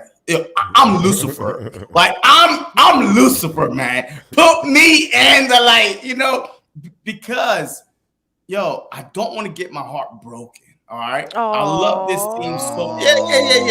You know what I mean? Now it comes out. You can't get too excited. Not in front of the Cowboys fan. Right, not in front of the Cowboys. Not in front of the Cowboys fan. No. Only because he about to cry on the track. He about to cry on the track. No, we can't. Not in front of the. He's trying not to be too hype. He's trying not to be too hype. I get it. A lot of fans feel that way, though. A lot of fans. We still pinching ourselves. Is our team really this good? We question this every day across the airwaves of if we could sustain this, if this is a sustainable team. And to be honest, nobody has a crystal ball. We just gonna have to let it play out and ride on it week by week and take it as a team. It's floating right now. It's like nothing could go wrong. My crystal ball is like, come on down to reality. Y'all can't score in the second half. The max y'all put up was 14 that's the question. Like, JC, the max y'all put up was score in the 14 second half? Like, that's what you got to realize. Are you on the board to say we cannot score in the second half? Because I just watched the Dallas game. When they got in 3 points, they scored at will. They had a 15-play drive, meaning they controlled the clock the whole way. Oh, the clock management is sick on this. We won by y'all should let with that, because I will never argue about the clock management of the field. Andy Reid could never, and I love me Big Red, but he could never. He could never. Had a couple 9-12 play drive with Andy Reid, but man, going on 13, like this. 16 plus. We do this on a regular. So I agree, right? Yes, I do agree. But the whole thing with me is this, man. So I forgot. What was I saying? You don't want your heart broken. I get it. No. Well, I went past. Don't even be scurried. Don't be scurried. All right, don't worry about that. JC, relax. I'm not relaxing. I want you for AFC Championship, like with McNabb, like you're this not dude. You're gonna miss it. You're gonna give yourself an aneurysm by the time the playoffs get here. Enjoy the ride. We don't know where this ride is going to take us, but thus far, it's got us at 6-0, and you're not enjoying it. We're 6-0, and you don't seem to be enjoying it. You've got to enjoy this, man. You've got to enjoy it. We don't know how long it's going to last, so you got to enjoy it. Act like you've been there before, right? But we haven't in a while. We have. We have dominated. I don't even think the we have 7-0. No. We've been 6-0, 7-0 with the 2 other times. 81. I know, only 2 in times. 2005 or something. Like, I was born in 81. So that's one. And then 2000. I've only watched it 3 times in my life. Okay, but the thing is this. We've been to 4 straight NFC Championship games. So y'all talking about relaxing? What you mean? The team we ain't never been as dominant ever. As an Eagle fans, I've never seen us this talented. 0 sense, because the Super Bowl year, what was our record? No, that year we were not this good. What was our record? We got better as the year went on when we started adding more pieces. 14-2 that year, I believe. And Carson shocked us by being that guy, having an MVP type season. But 3 months before the season started, I knew that we were a dominating football team and we were going to go wreck shop this year. 3 months before the season started. BIRDGANG was the same guy last year that saw his team going 17-0. BIRDGANG, same guy this year that see this team going 17-0. So when I say BIRDGANG, it's because I've never met a more optimistic rainbow, nothing could go wrong with the team in my life than BG31. I love my guy. I love him. But it's unrealistic. It's realistic. We're showing last year. I mean, with this team that we had last year, he had a realistic. It's being revealed every single game. See, so that's who why can beat us. Who have beat us so well? Who have beat us? Look at the schedule moving forward. What do you see?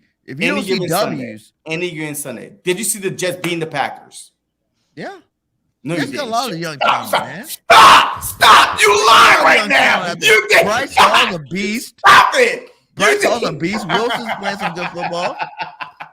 The Jets and the Giants are going to be a problem. Let's be clear. There's a lot of people are going to be problem. I'm playing the Jets, so it's We're all gonna good. destroy the Giants. Listen, I'm going to be a little bit more realistic. I see him right here. What I'm talking about, right? Him right here. We're sweeping the division this year. Mark it down, receipt it, whatever you want to say. I already said that a long time I can't ago. take him When it's serious. Week 1, I was saying we're sweeping the division. If I tell you that we being they're the team, too busy talking about Christmas Eve. Y'all might not even see our starters by then. Stop playing. Christmas Eve. We might not even need that game. We're not thinking about y'all. We're not thinking about December 24th. Because if the Cowboys beat the Giants on Thanksgiving, so all we gotta do just beat the Cowboys on Christmas Eve. If that, the division is a wrap. Because we do see the Giants, after that, I think? But they are January 8th. But they already have 2 divisional losses against the Cowboys. You know what gets us for I the expect to Giants? sweep the Commanders. You know what gets us for the Giants? It might be a wrap. What gets us for the Giants is they're playing some good football right now. Yes. We don't play them to the end of the year. We know Saquon doesn't play a whole season. We know that for a fact.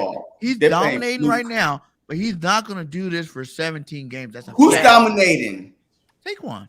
Saquon is dominating. We don't see them till December, though. We don't see them till December and January. So many times. It's because we didn't have a healthy Saquon, and they're playing great football right now. But Saquon is not going to be there by the time we play him. Wait. Have y'all watched the Giants? Wait. I don't think y'all watched the Giants play. Y'all do not. There's no way y'all can tell me that y'all watched the Giants play and said that they're playing some good football. Ain't throwing no fucking. Wait. The Giants. I go by W's and L's. Oh, okay. Because that's all that matters. You know what? Okay, all right, cool. That's all that matters. I'm not going with numbers don't lie, people do. So it's the numbers and the stats and the W and the loss column you don't get in by what the fans deem as good football. That's not how you get into the playoffs. You get into playoffs by your W and your L column, whether we like it or not. And we got Real 0 L's. 0 L's.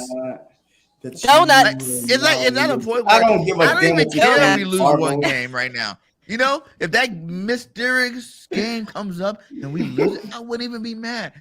You can't be perfect all the time. No. But they coming for us. Watch the throne. We know they all coming for the throne. We get it. But we up for the task every week. Yeah, we know they're coming at our neck week by week. It's going to just get worse. We know it. That's the best way to get our team ready for the playoffs is to have people constantly coming at our neck and battle testing us. So, we might drop a couple games here and there, but I don't care what you think, Harville. I really don't. If we had a team that was all confident right now, if you heard all these locker room speeches and stuff like, we're the best, everybody, we got this. We're gonna win the Super Bowl type thing. I would not be on board with it. No team says that. I've never heard a team. We're the team that's saying right now. Like you said, our leader Jalen Hurts says we left money on the table, and we out to get that money. I've never heard a team says that we play perfect. Always hear a team say we got. Speaking to JC's point about not facing top tier quarterbacks. And we're not going to be facing them in the second half of the season either, because the best quarterback we face in the rest of the way is Aaron Rodgers. And until Green Bay gets it together, I don't see him being a threat. We beat him last year. Up against our front seven. Who we beat last year? Hold on. Didn't we beat Green Bay last year? No. When's the year we beat Green Bay? The year before? With Carson Wentz, the year we start off, I believe 1-3. We had at Green Bay. We had to go to Green Bay and beat. Okay. Carson. I'm not afraid of Aaron Rodgers. Is the point of this whole thing. Yeah, I'm not he's afraid the best of him. quarterback that we face in the remaining 11 games. I guess Dak would be probably second. We do face Matt Ryan. Quarterback.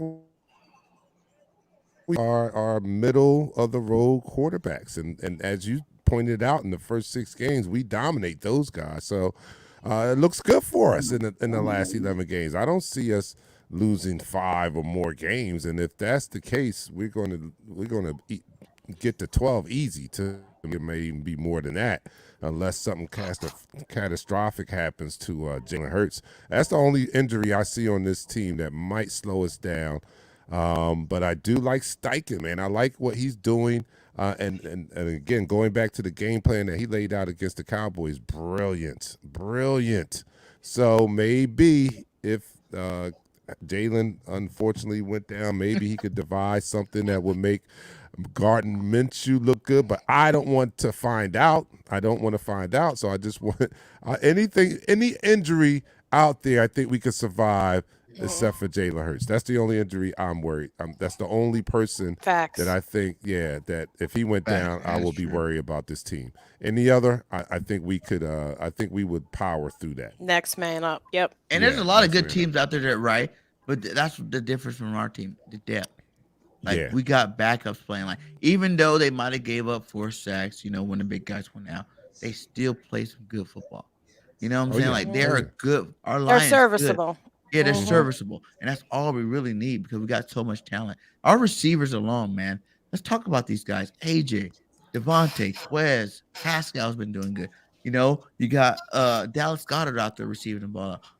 It's like these guys are unstoppable. No one has 4 good, defenders out there that can cover these guys. I need a Quez game now. I need a Quez game. I need Quez to eat. I need to see Quez eat. Quez fast Batman. I need fast Batman.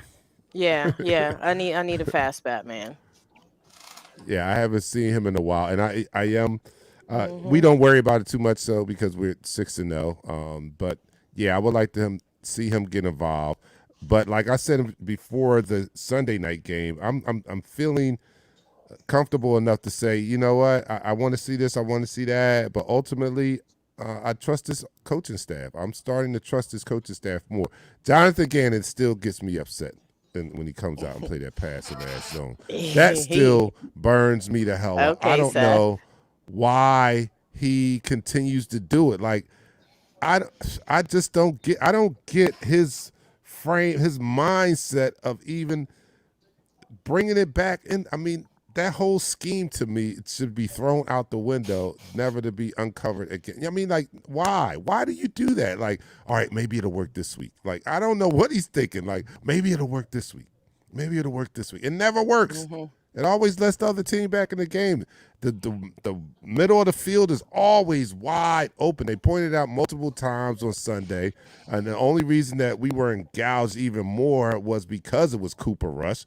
But if it wasn't Aaron Rodgers, he might took complete. Yeah, they could eat up the middle of the field. Yeah, they eat up the middle of the field. So I don't know why he does that. That still gets under my skin. But ultimately, we're 6-0, and this defense is a top-ranked defense.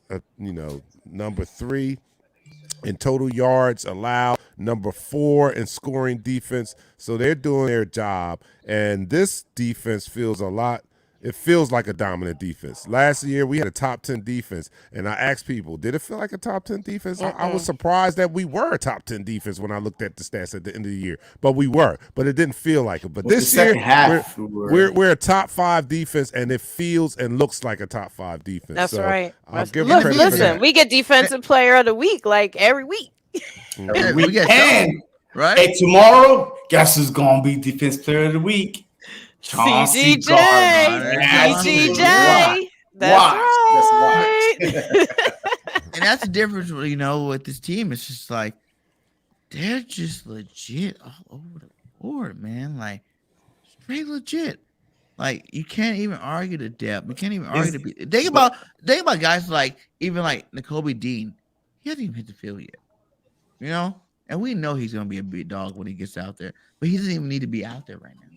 Like we got people in the wings waiting to play, you know what I'm saying? So that's that back half of the season when you start getting those key injuries is when these guys going to come in and they're going to step in and do their thing.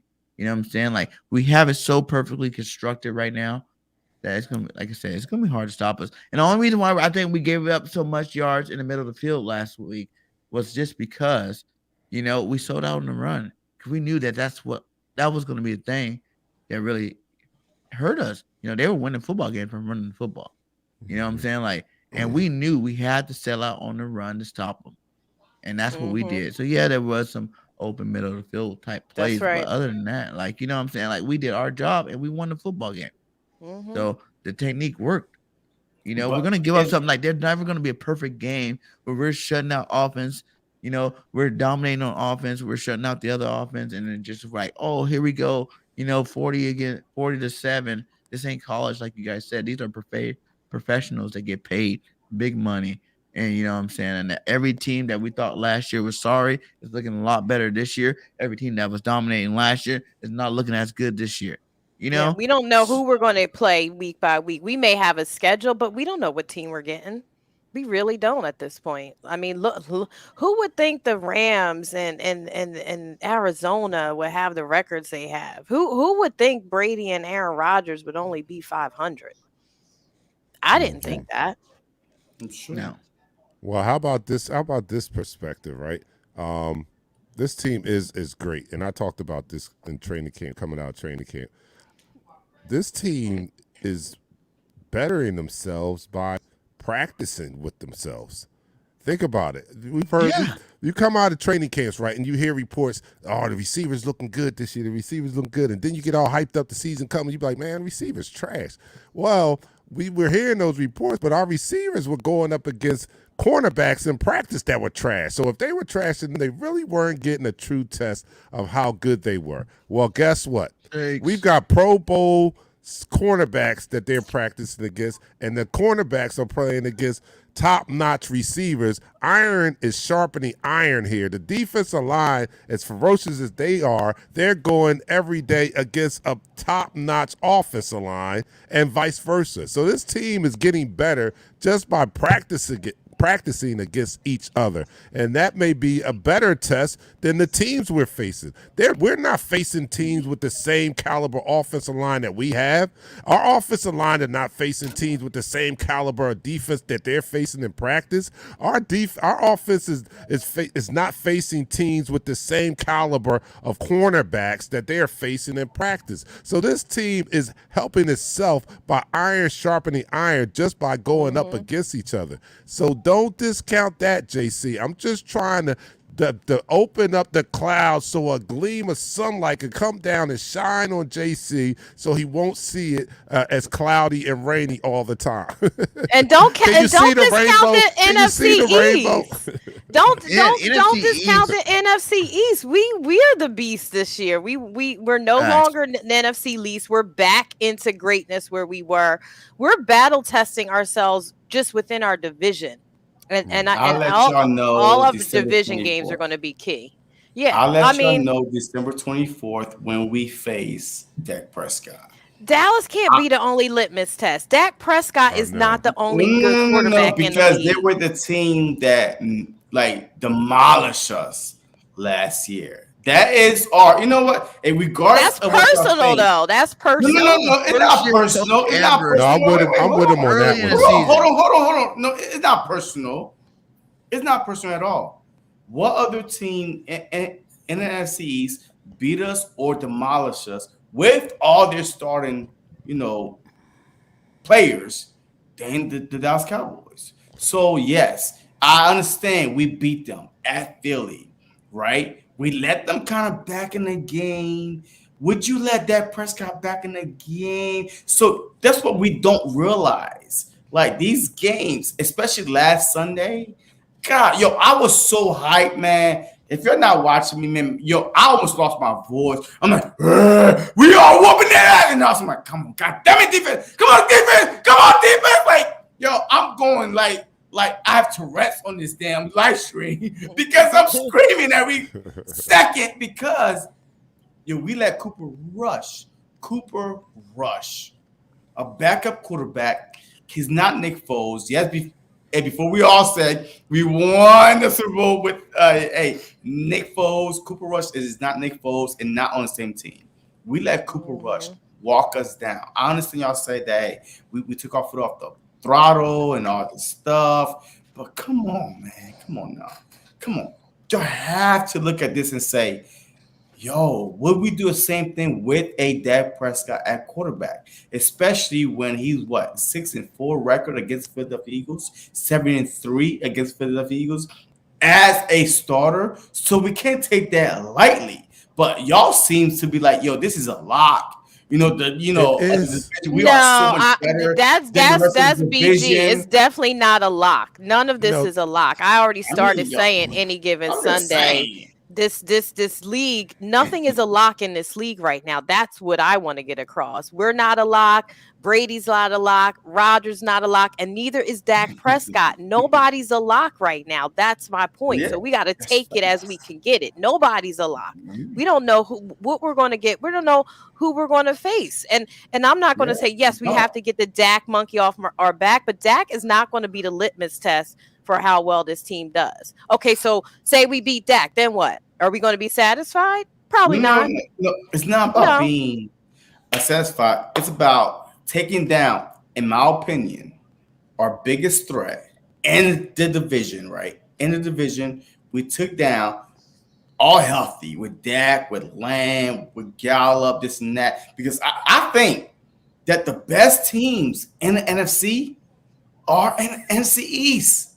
Yes. That's just my opinion. Agreed.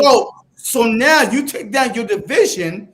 Now you could be like, oh boy, okay. Now we start like, oh shoot, we got this because we saw how the Giants slayed the big green Packers and slayed the Ravens. The Ravens, they're gonna make the playoffs, in my opinion. But they beat them. So I'm just saying, I just need to see more, and I just need to see a better quarterback the best quarterback that we can say right now is Kirk Cousins. Yeah, I agree. But let me just go back and make a correction because you were like, we let Cooper Rush do this. We did. Cooper. Yes, we let Cooper. All right, so I'm looking at the line here. So we let Cooper Rush complete 47% of his passes, under 50%. We let Cooper Rush. Go to the second half. The second half, please.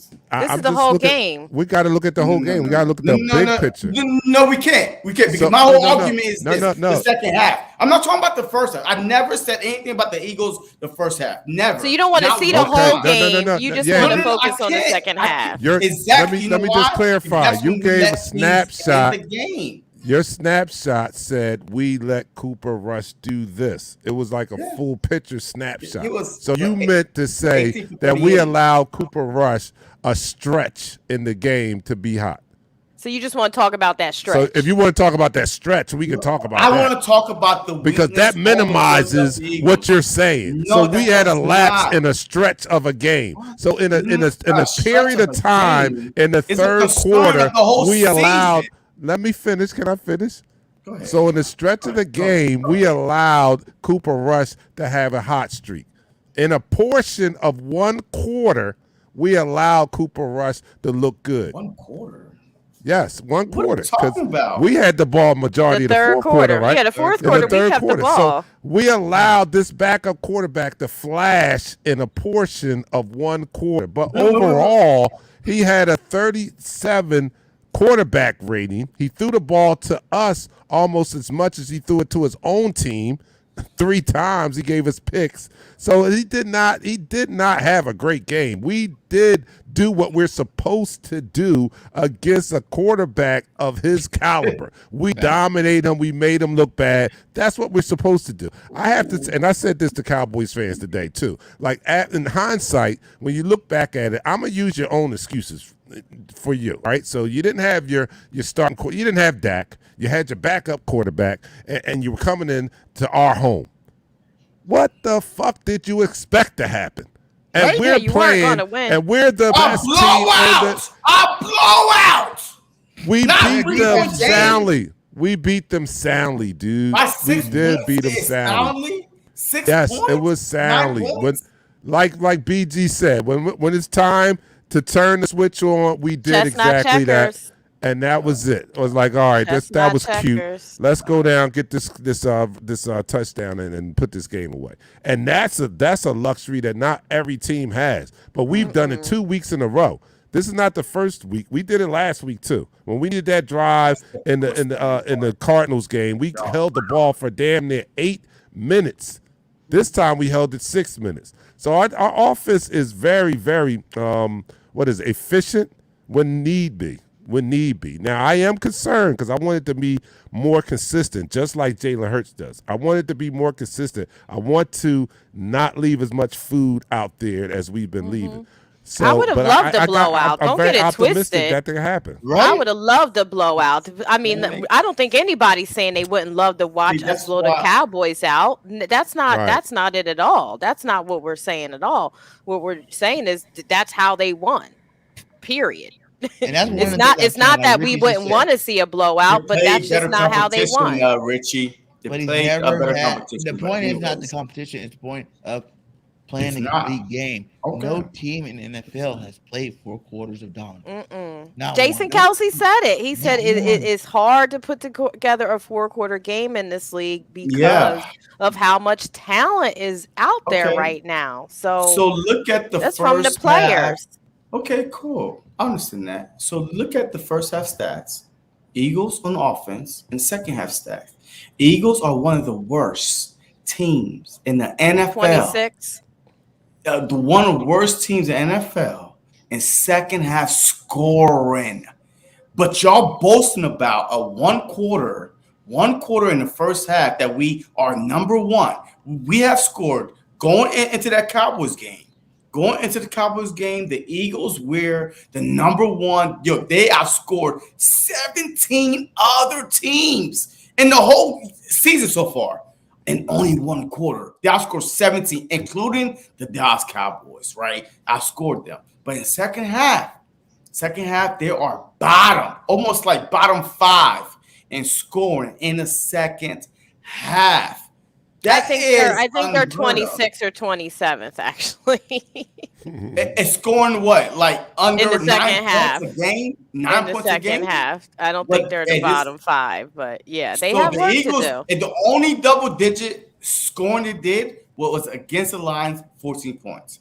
After that, 6, 9, 3, 6. Tell me that is okay with y'all. Tell me. I'm telling if I get the W, you realize one thing too. One thing you're not realizing I don't care. is the fact that our second I don't give a quarter, damn about subs, man. Yo, I don't give a damn about subs, man. Yo, I didn't join this for subs. I joined this for me to express my feelings. If y'all don't like real talk, again, I don't give hey, y'all must unsubscribe right now because I'm not a JC. But JC, you got 20 guy. I'm a realistic guy. We score in the second quarter is a huge margin. You keep going back to second quarter, man. You can lead the league in 60 minutes. 14. We're putting like 20, 30 points up in the second quarter. Like that's dominating.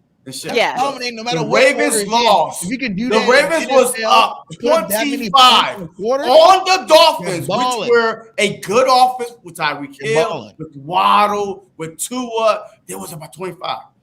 But what's the Dolphins record? No, because Tua got hurt. Week 3? He got a concussion. So no, do not do that. Do not disrespect the record, JC. Let me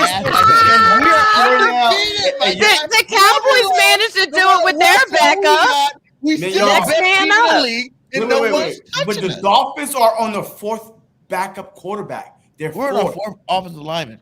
4th? Are they yes. really? Yes, Damn. Thompson got hurt last game. Oh yeah, I'm not following that. Damn, that's horrible. Yo, I watch football for a living. That's what I do. So I'm telling you right now, the Dolphins were undefeated before Tua went down. They were undefeated. Tua and Hurts was MVP conversation. 2 Alabama guys. I remember that week too. Yeah, and then boom, Tua went down. If Tua did not go down, they would have beat the Bengals.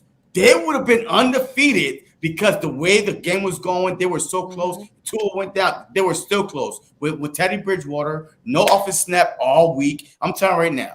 Look, I'm not just saying this, just to say this. I'm telling you right now, watching these teams, watching these games, doing play-by-play. I've done what? 15 already, and this is week 6. I've literally done Thursday game, Sunday night game, Monday night game, Eagles game. Every Eagles game, unless I'm at the game, I'm watching these games. So I'm not just just saying like, oh my God, this game. No, I'm actually watching these games every snap, calling from the 1 yard line to the 5 yard line. And some of these guys are actually on my live stream. So I'm not just just to talk. I'm just letting you know that I'm not like what I'm saying. That's all I'm saying. You know what I mean? So there are good teams out there, and yeah, I mean, it is what it is. All right, I need to come on your live stream then. If you on live stream on the game days talking absolutely talking this doubt and no.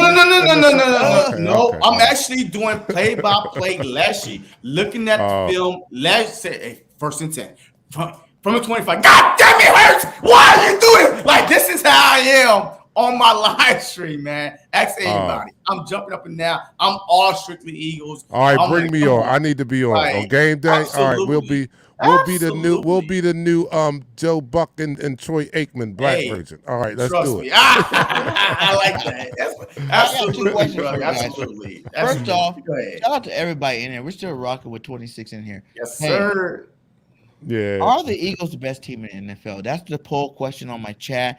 We got 75% saying yes out of 70 people that the Eagles are the best team in the NFL, with 25% saying no. What do you guys think? This week they are. This week they are. That changes week by week. It really does. Like this whole who's the best team in the NFL, strength of schedule, that goalpost moves every Thursday and Sunday. Real talk.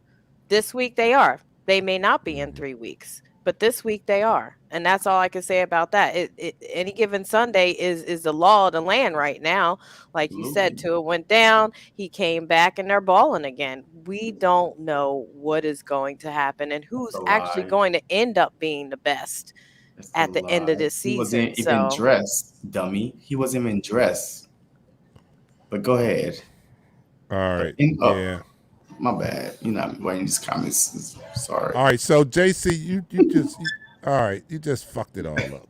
I'm sorry, man. My bad, man. You're my bad, brother. Look, we on the bye week. Man. We on the bye week. We supposed to be celebrating, laying back. I know. This is heavy for a bye week. I'm like, what's like, this is kind of heavy. Came off a win over the Cowboys. I can't even go. Now I'm gonna be tossing and turning in bed tonight. I thought we was cool until we faced Pittsburgh, but now I'm gonna be waking up in the middle of the night like, oh my God, we gotta score in the second half. We gotta score in the second half. We're not scoring in the second half. I can't sleep. Look, y'all better not get your blood pressure up. You know that's a problem in our community. Y'all better keep your blood pressure down. This is an honest truth. I do not sleep during football season.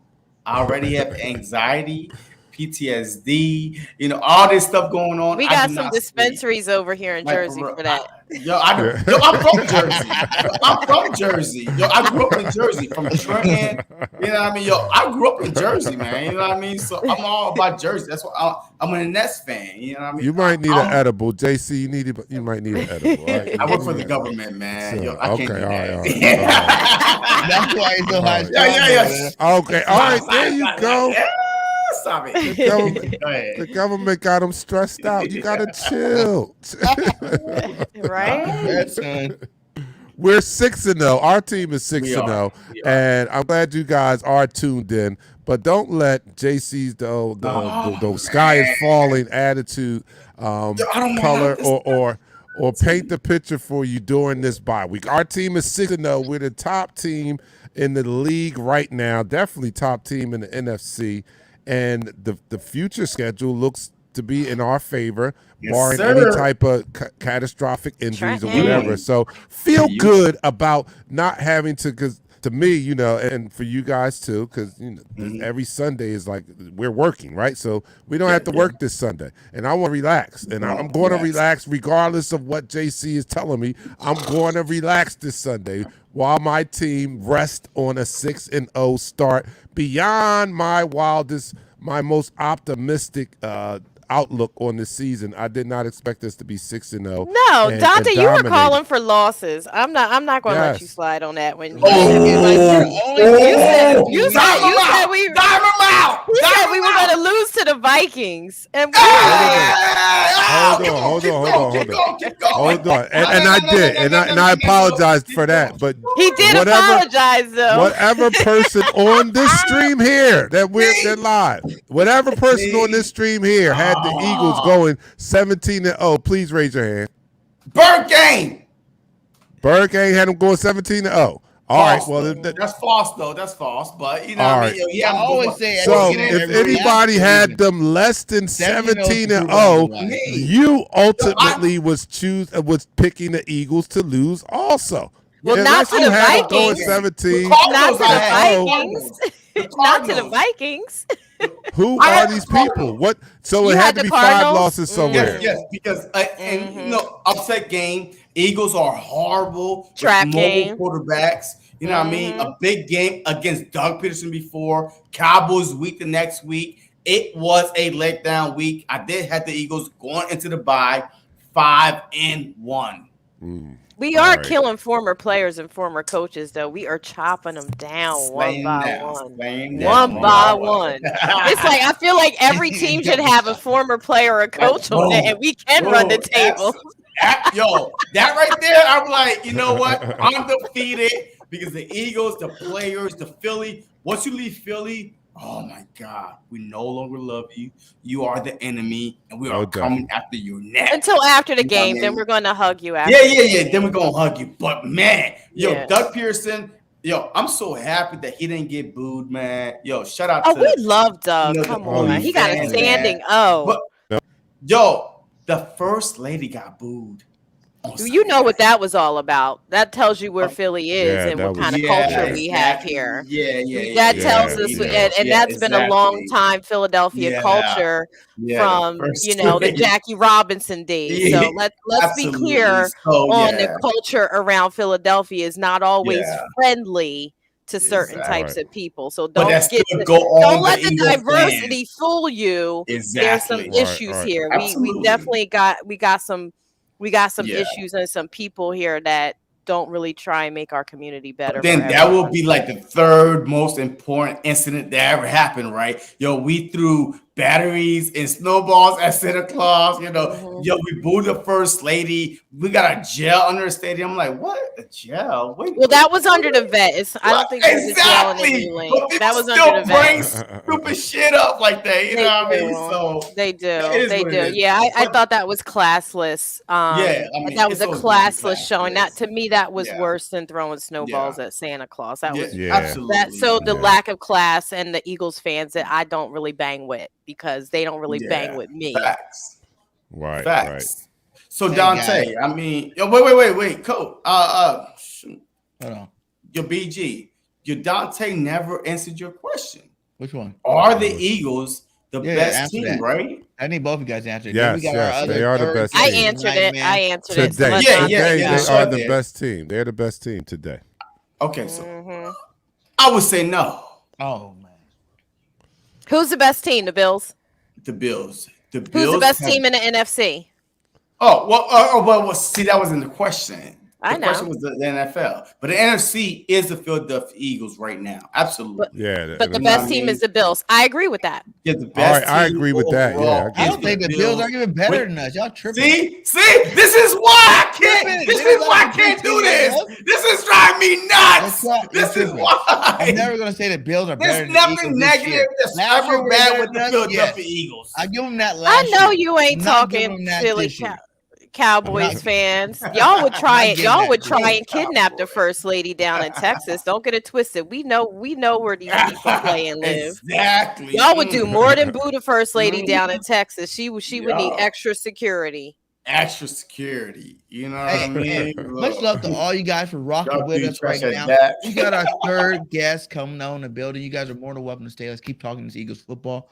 You know what I'm saying? But it's my boy, executive of social media with the Philadelphia Eagles himself, Oh, Mr. Chris McPHERSON. McPherson is in the building. Chris. And let's get him on stage, man. Okay. What up, Chris? What's up? What's up, BG? What's up, everyone? Chris, Let's go. what's up? What's up, Chris? The team must be Let's 6-0. If I'm getting this kind of welcome. So. Let me make well. First thing, BG, I have nothing to do with the social media. That's a completely different crew, but they do obviously an outstanding job, and they're having a ton of fun with the way this season has gone so far. So I cannot take any credit for what you see on the social media channels. But nonetheless, though, it's heck of a ride so far. I'm telling you, the energy in the building has been outstanding. Seeing the guys come in yesterday on the off day has just been absolutely amazing because you see the bond that the guys have, and even though it's the bye week, that they just want to keep on working and keep on improving, and turn a page and look forward to the Steelers matchup in less than 2 weeks here. And what is it that you do? Did I mess it up? You're all good. Oversee the website, the app. Obviously, you've been reporting on the team for almost 2 decades now, so just basically taking you guys inside the team as much as possible. So there you go. That's good enough, man. So, Chris, tell me about the Cowboys game. How you like it? Tell you about the Cowboys game. The biggest thing is this team has found a way to execute in the clutch. That's the thing I love about this team is a couple of things. One, the fact that the defense has been outstanding again, turnovers this season. 14 turnovers this season they've generated. CJ Gardner-Johnson with the 2 picks the other night, Slay with the great anticipation to get the 3rd interception for this team. But the thing is, the offense then turns those into points. It's been a great way that they've been playing complementary football this season. And the fact that the Cowboys climbed their way back into the game and made it much closer than I'm sure fans wanted it to be. But nonetheless, though, that 4th quarter drive, when they need something in the clutch, we saw it against Arizona the week before to get the game-winning field goal. We saw it here. It's when they need a drive to pretty much, finish off the opposition, they find a way to get it done, and this is something that's going to be able to carry over, when we get to November and December and the playoff chase really gets going is, they just find ways to execute when it matters the most. It's not going to be a situation where, they've been blowing out teams and they don't know how to handle close games. No, this team knows that even though they've had comfortable leads and allowed teams to come back, they find ways to finish the job. So obviously, give all the credit to them for being able to take care of it. So every game has been different. There's different ways that teams have attacked the Eagles. There's different challenges that the Eagles have been through, but they've overcome everything. And I'll tell you, being in that locker room after the game, it was like they already had turned a page and were ready to move on to the next game because they're happy being 6-0, but the guys in the locker room, a lot of the guys who have been there for the Super Bowl run, there's so much left to happen. Okay, we're all excited. We're all juiced that they're 6-0, first place in NFC at this point. But, quite honestly, it's a marathon. There's still a lot of football left to be played. And I think it was Kelsey who said it best. He's like, look, we got to make sure that we are, at peak condition for the playoff run. We got to be firing on all cylinders come week 16, 17, and 18 as you're getting into the postseason there. So that's what they're trying to climb towards. You're trying to stack the wins now to get yourself in position. And obviously with the Cowboys being 4-2, the Giants only 1 loss, it's a much tougher NFC East than I think anyone imagined to this point. But the thing is, there's still a lot that's got to take place between now and the end of this season for this team to ultimately achieve their goals. AJ Brown in the locker room, 6-0, 6 is just a number at this point. Like, these guys want to win. They want to win big. They're not concerned about, the early starts of the season or a division title. Obviously that stuff's going to be nice, but these guys are thinking bigger, but they understand that it's a process to be able to get to where they want to get to ultimately in the end. I am a big fan of Jalen Hurts. We all said that we need to see him take a huge step this year for this team to be successful. I think he's done that thus far in the season. gigantic step. Another aspect of what I like about him, and you just talked about just a little bit, is the fact that he's not comfortable even at 6-0. And I think that Sirianni also does a great job at letting the team know that the job's not done. It's a 17-round fight, right? He mentions that a lot of times, and we're only in the 6th round. Inside the building, how is that feeling, resonating to the whole team? I love Jalen. I'm such a fan of him as a person. I think he's got the right makeup, the right mentality for this city, for this organization. He's the right guy at the right time. And I love the videos of him breaking down the team at the end of games, because you can see how all the players are drawn to him. Okay. It's one thing to be, a captain because you're a quarterback and that's supposed to be the leadership position. But you look at the way the guys follow him, they lean on every word that he says, and he's just so authentic in who he is. And he is not satisfied. And he sets that example that, okay, look, if I'm not going to be happy with the way things have gone, and he's played at an MVP level, he was the offensive player of the month for September. And if he's not satisfied with that, being, individual, he understands as a team, it's basically a team award when he gets that type of stuff. But if he's not happy with that, these other guys aren't, the Kelseys of the world, the guys on defense, Darius Slay, when it was interesting when they first acquired him, because you said, well, he's a guy who came from Detroit and never won. So you're like, is this going to be a guy who can help develop a winning culture?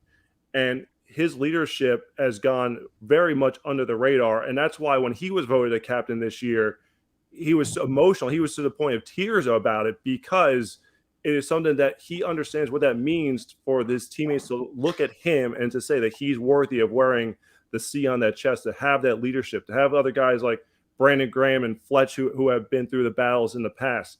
I thought Coach Sirianni, I don't know if you guys saw the video that we put out on the social media channels, but it was during the team meeting at the beginning of the week, he put up that Beat Dallas t-shirt that he wore last season when the Cowboys trounced the Eagles, just embarrassed the Eagles down in Dallas. It was Jalen's arguably his worst start. Just overall, it was a complete embarrassment.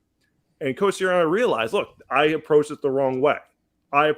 He was like, I wanted to embrace the rivalry, make it bigger than it is. And it's like, no, like, we got to just worry about ourselves. We got to focus on our improvement every day. And then everything else from there will take care of itself. I think that's the biggest way that it's resonated. It's, once the Eagles won the week before in Arizona, early in the week, the message throughout the organization was stop with the record talk. We don't want to hear about 5-0. We don't want to hear we're undefeated. It's like, it's just focus on what you need to do to take care of business this upcoming week. That's the biggest thing about it. And as long as they keep improving, and, it goes back to that scene that I saw in the cafeteria on Monday where it's like, and it's not, you go in the cafeteria and it's like, it's guys from different position groups, mingling together and hanging out and bonding and wanting to be there. And it just reminds me of the vibe when, I've been here with this team through the peak of the Andy Reid years, here, obviously, when they went to the Super Bowl in 2017 and won it. You just get a vibe amongst the guys in the locker room that it's like, this is a place that you want to be, even on an off day, even on a time when you're, supposed to be thinking about the bye. It's like, no, like, the guys, I think, would actually prefer, injury wise, they want to get the rest. But quite honestly, I think they wish they were still playing and they wish they had that bye a little bit later on. But, they're going to deal with the card that's been dealt to them. And, they'll take this week, they'll get their rest, they'll get away for a little bit. And then they're going to get the chance to face the Pittsburgh Steelers. A 1:00 game at the Link. There's not going to be too many 1:00 games at the Link for the remainder of the season here. So I think them and the fans are going to definitely embrace it. And one of the biggest debates we've had today, Chris, is the first half versus the second half. I want to hit your take on that. You know what I'm saying? Because some say, we don't need to do that much in the second half. We can turn the light switch on and off when we want to. Is it a concern for you? Being in that locker room, hearing what the guys talk about. No, I think they know they want to finish the deal. They know that they want it when they get up 20-3 on teams. They want to they don't want these games to be, one possession games in the fourth quarter. I think the challenge from a defensive standpoint, because a lot of people figure out, think about the defense and what's going on with the defense there. Again, at the end of the day, this defense gave up 17 points to Dallas. And this was an offense, the Eagles offense scored. This was, again, the Dallas defense had not allowed more than 19 points, and this Eagles team got 20 in the first half. So, this Dallas team, it's not like, oh, well, they only beat this team, that team, whatever. They faced both Super Bowl quarterbacks from last year, Burrow and Stafford, and Tom Brady. So it's, they've had some quality competition this season.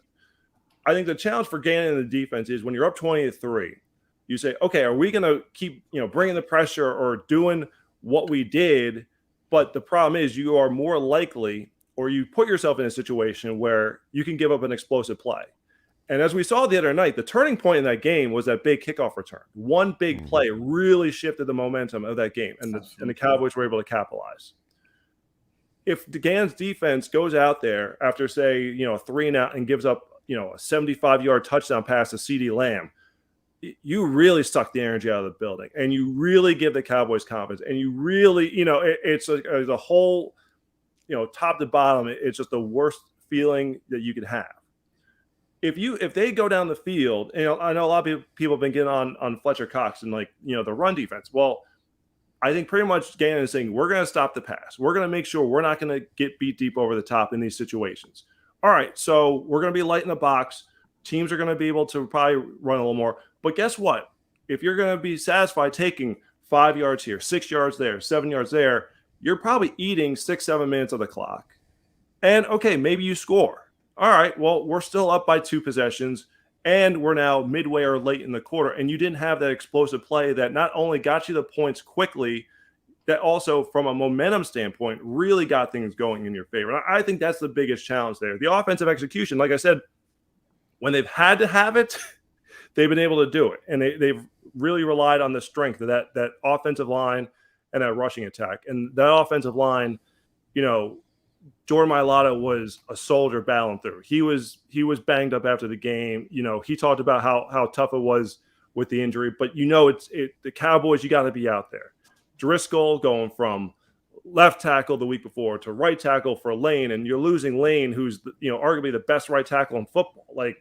For this offensive line to almost not miss a beat with these guys ailing and coming in and out of the lineup. Dickerson was in and out of the lineup. Suopet had to go back in there. They're finding the ways to get it done late. And you feel the reason you should feel good as an Eagles fan is because of the fact that they can win in a variety of ways. They can win with the run game. They can beat you with the pass game if need be. It's whatever they need. I mean, you go back to that huge 13-play touchdown drive that ended with the touchdown to Devontae. It was pretty much run, except the one shovel pass to Miles. Oh, all of a sudden, we need a pass play. Well, who do we get it to? We just get the ball to A.J. Brown. Okay, he's going to be a defender. The first guy never takes him down. And then, the beauty of the touchdown play was basically if you go back to the first touchdown, or I should say the touchdown earlier to A.J. Brown, where it was basically they put Micah Parsons in a conflict, and it was like Micah Parsons had to decide, who am I defending? And A.J. Brown gets left wide open. Well, they said this time they see the receiver who was, I think Dallas was in the flat. Well, Dallas ain't going to beat us. We're not going to do that. Oh, well, all of a sudden, guess who just slipped behind you for the touchdown? It was Devontae. So the biggest thing is, yes, obviously they want to figure out ways to close games. And that's why Coach Sirianni had that talk with Tony Dungy, because he had so much success in his career in once you get up. But you look around the league, I mean, what did the Ravens give up against, to the Dolphins? The bigger cushion they did. You're seeing teams get up early. It's almost like the NBA. You see teams get up early and they find ways the other team's going to climb their way back in. Well, the Eagles have been able to, okay, maybe we let them get back in, but they don't get the lead and we're able to finish. We're able to get the job done. And not every team has been able to accomplish that this year. That's obviously why the Eagles, one of the many reasons why this team is 6-0 and everyone else is coming up from the rear. Are the Eagles the best team in football right now? I mean, I think they've been the best team every week they won on the field against their opponent, which is really, quite honestly, the most important thing. You guys can debate, is it the Bills, the Chiefs, whomever? The one thing that you should be happy about is if you look at most of the power rankings at this point, you're going to see the Cowboys still up top 10, top 7 on most of them. You see the Vikings are cracking the top 5. So these are teams the Eagles have beat. Okay, last year I remember all the criticism was, well, the Eagles won 9 games, but look at who they beat. They beat up on the bad teams in the division. They beat on the Jets. The lower teams. Well, I mean, all of a sudden here, okay, they're beating quality opposition to get where they're at. So we can have fun and look down the line, and it's like, okay, Bills, Chiefs. Well, if you get to the Super Bowl, it's only going to be one team you got to worry about at that point. But the Eagles being 6-0 have just really put themselves. I mean, obviously, you want to try to get the bye, you want to get the home field advantage. The biggest thing is, can this team remain healthy for the stretch run? That's quite honestly, that's the biggest thing. You've seen Jalen take the next step. Gannon and the defense have taken the next step. You've seen how AJ Brown's fit into the offense. Everything that all the questions we had about this offseason have all turned out positive for the Eagles so far. All the offseason acquisitions have been outstanding. Jordan Davis is coming in and he's making his impact. You're getting contributions all up and down the roster. The biggest thing is, can they keep this going? And really the only thing that would at this point derail it would be some kind of significant injury. So I know we want to get caught up in, okay, it's going to be the Steelers and the Texans and whoever's going to be down the line here. The Steelers knocked off the Bucs. I mean, we can't just overlook these teams, and we don't know what this team or that team is going to look like 2 weeks from now, 5 weeks from now. So, I mean, the biggest thing is, and I think it just goes to the messaging that Coach Sirianni has had and the captains of this team has had, is just focus on themselves and don't get caught up in the rivalry week. Look, they love that the fans are into it, and that's what it's for. That stadium atmosphere was the most electric that I've seen since the playoff run. Okay, since the NFC Championship game. I mean, I knew about the Meek performance, and it's one of those things. And I remember the coach. So coach knew of it, but it was coach's decision whether to tell the players or not. He decided not to, so the players were surprised. Fans were obviously surprised, but everyone was already in their seats. The atmosphere was already electric. It was just phenomenal, and for the way that they came out of the gate, getting up 20-0, just you felt like that place was shaking. So, I mean, the vibe in Philly right now with all the sports teams, the Phillies are on now, Sixers are on now, Flyers are going. Like, it's an amazing time to be a sports fan, a Philly sports fan here. It's it's the reason I wanted to be in the area, come to the area, was just because you knew how great this city was when it came to sports, and we are seeing it on full display right now. Hey, Chris. Hey, look, man. Big fan of yours. Hey, you already know that, man. Hey, if you're behind, ahead, of the whole production, I don't care. A big fan of yours. I love your knowledge of the game. But let me ask you a question. The Eagles currently, the NFL draft order right now, the top 10, you have the Lions. We beat, right? We're going to face the Saints down the road, but they are currently number 5. The Steelers are currently number 8 in the draft order. The Cardinals we beat are number 9. The Jacksonville Jaguars are number 10. So for those out there that's saying, hey, the Eagles are beating a lot of teams that are picking in the top 10 or going to play teams that are picking in the top 10, what do you have to say to this? How good is this Philadelphia Eagles teams as a whole, especially giving leads in the second half up double digits? I know you said that, hey, we turn on when we need to, but man, like a dog mentality, you have a team down, you step on their neck and you go for the jugular and take them out. So what is your thoughts on that? I mean, I basically already touched on the fact that they understand that that's the one area that they want to fix here coming out of the bye. Is why is that happening? But again, at the end, just when you look at this team, what's the weakness?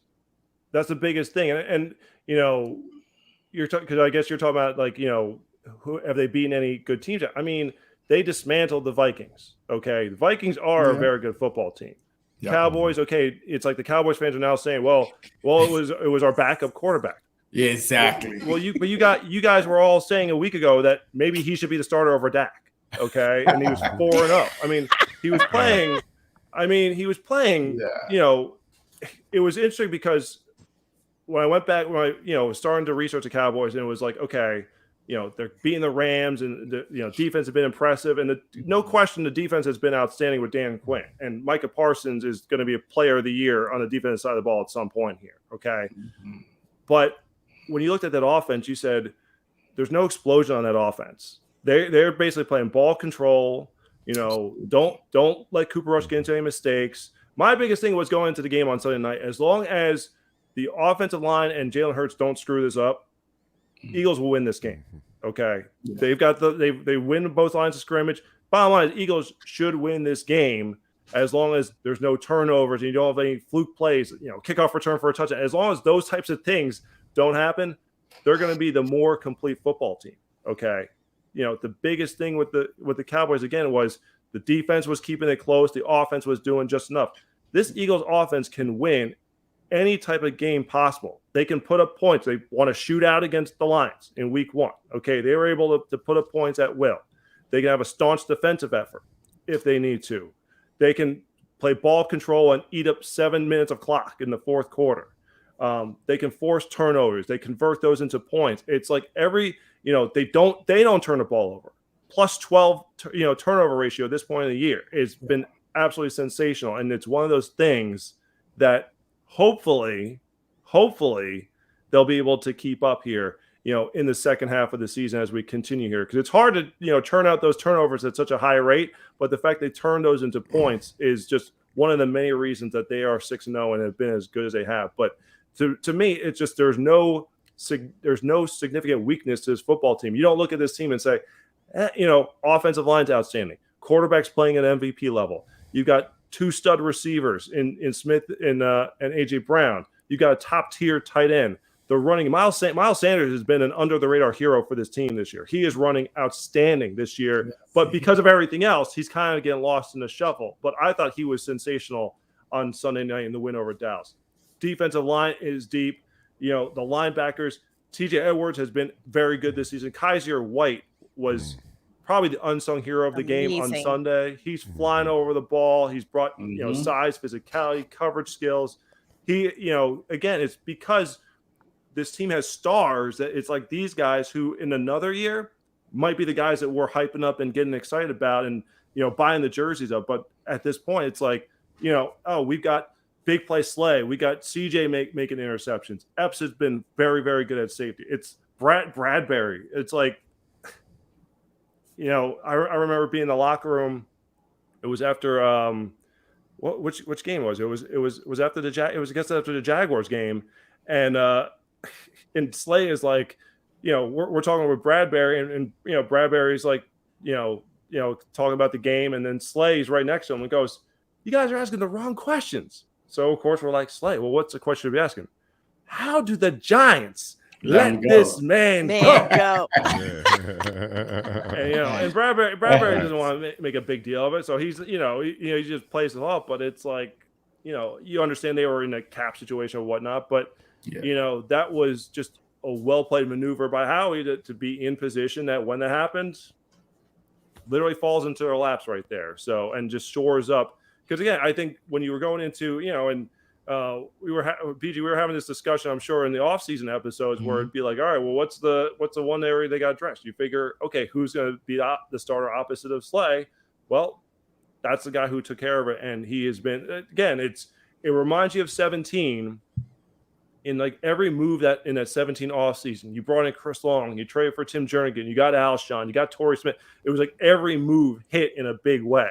Your draft picks contributed right away. It's that same, type of offseason here where it's like all these new additions have come together and have come together in a better way than I think anyone could have hoped for. You usually, that, all right, you're going to bring all these guys in. You don't know how they're going to gel. You don't know if they're going to be able to play at the level that you previously had viewed them in. Maybe one of these guys isn't going to hit. You feel like every guy is hit so far at this point. I actually have a question about Howie. because the trade deadline's coming. Mm. Week 8. Are we going to see? Are we going to see any moves? Are we going to see any moves, Chris? Fletcher Cox. I joked with our cap guy Jake Rosenberg today. I said, do I need to be on call this weekend? Right? I'm like, this is the time to do it. This is the time to do it, to get ahead of it, because you get the guy in the building, can acclimate him during a bye week. So, look, Howie has to look at the landscape and look at what's going on with this team and what's going on around the league and going on in the conference and say, there's a golden opportunity here. Okay. Whether, I don't know what kind of starter level player you're going to be able to bring in with the way the Eagles are playing. It could just be a valuable depth piece, but look, it's Howie. He's definitely going to be up to the task of trying to pull in something here. And, you remember Jay Ajayi during the Super Bowl run. That was the big acquisition to kind of shore things up there. Could something happen? Certainly. And like I said, I told Jake Rosenberg, do I need to have my phone? I'm hoping. I was like, are you guys going out of the office? Are you guys going to be away from your family? Like what is this weekend going to be like? Because I just want to make sure, that if something's going down, that we're at the ready. So, at this point, obviously I don't know what's going to go down or what talks are being had, but the thing is, you also got to think about the culture. You got to make sure if you're going to bring in a guy, that it's going to be a guy that's going to fit this winning mentality, because things are so good right now. It's such a chemistry experiment when you bring in new people into the building, how they're going to fit in. And CJ Gardner-Johnson is just so competitive, but he's allowed to be himself from a personality standpoint. Like, I was having this conversation with someone today, and it was like he was meant to be an Eagle almost with the way with the swagger that he brings, but he's learned. And I think it was Josh Tolentino from the Inquirer did a good story about this, about how he kind of learned, okay, I see how the other guys have that confidence, have the air about themselves, but they know how to kind of do it in a way that it's not all about me, that you're kind of helping the greater good more than anything else here. So, I fully expect Howie to do something at some point, but that's just me knowing how Howie operates. It's not based on any knowledge or plans or anything like that. But I just think you have an opportunity here where, okay, this team is poised to do some damage here. You've got a complete roster, but there's that one spot that you can shore up, and you have the capital to do it. Special teams. Speaking of special teams, guys, I know D-Jax, worked out with the Ravens today. He signed with them, so he's gone. Yeah, he signed. Oh, wow. Wow. I don't care. Yeah. Bye. Goodbye. Yeah. So that's not happening here. So, Good guy. But look, Chris, hey, real quick, I really want to ask you a direct question. I know everybody want to see Jordan Davis out there, right? The numbers speak. The Eagles are better, when Jordan Davis is on the field, with stopping the run. So do you see Fletcher Cox? He is a free agent. He's walking at the end of this season. So do you see him possibly being a trade bait for a team that is in contention to make the playoffs and possibly? No. Oh, that's what I'm saying. Exactly. Why mess up a good thing, right? Look, I don't. I know that some of the plays in the game the other night kind of were like spotlight on Fletcher. And again, I think part of it is the way the defense was set up and whatnot late in the game. Jordan Davis, look, he's come into his own in the perfect way. He's not being forced to have to play more. And again, we're in week 6. Okay, we got to get this team peak condition week 16, 17, 18. You don't want, the rookie Wall hitting him and not being able to be at his best for the late stretch run.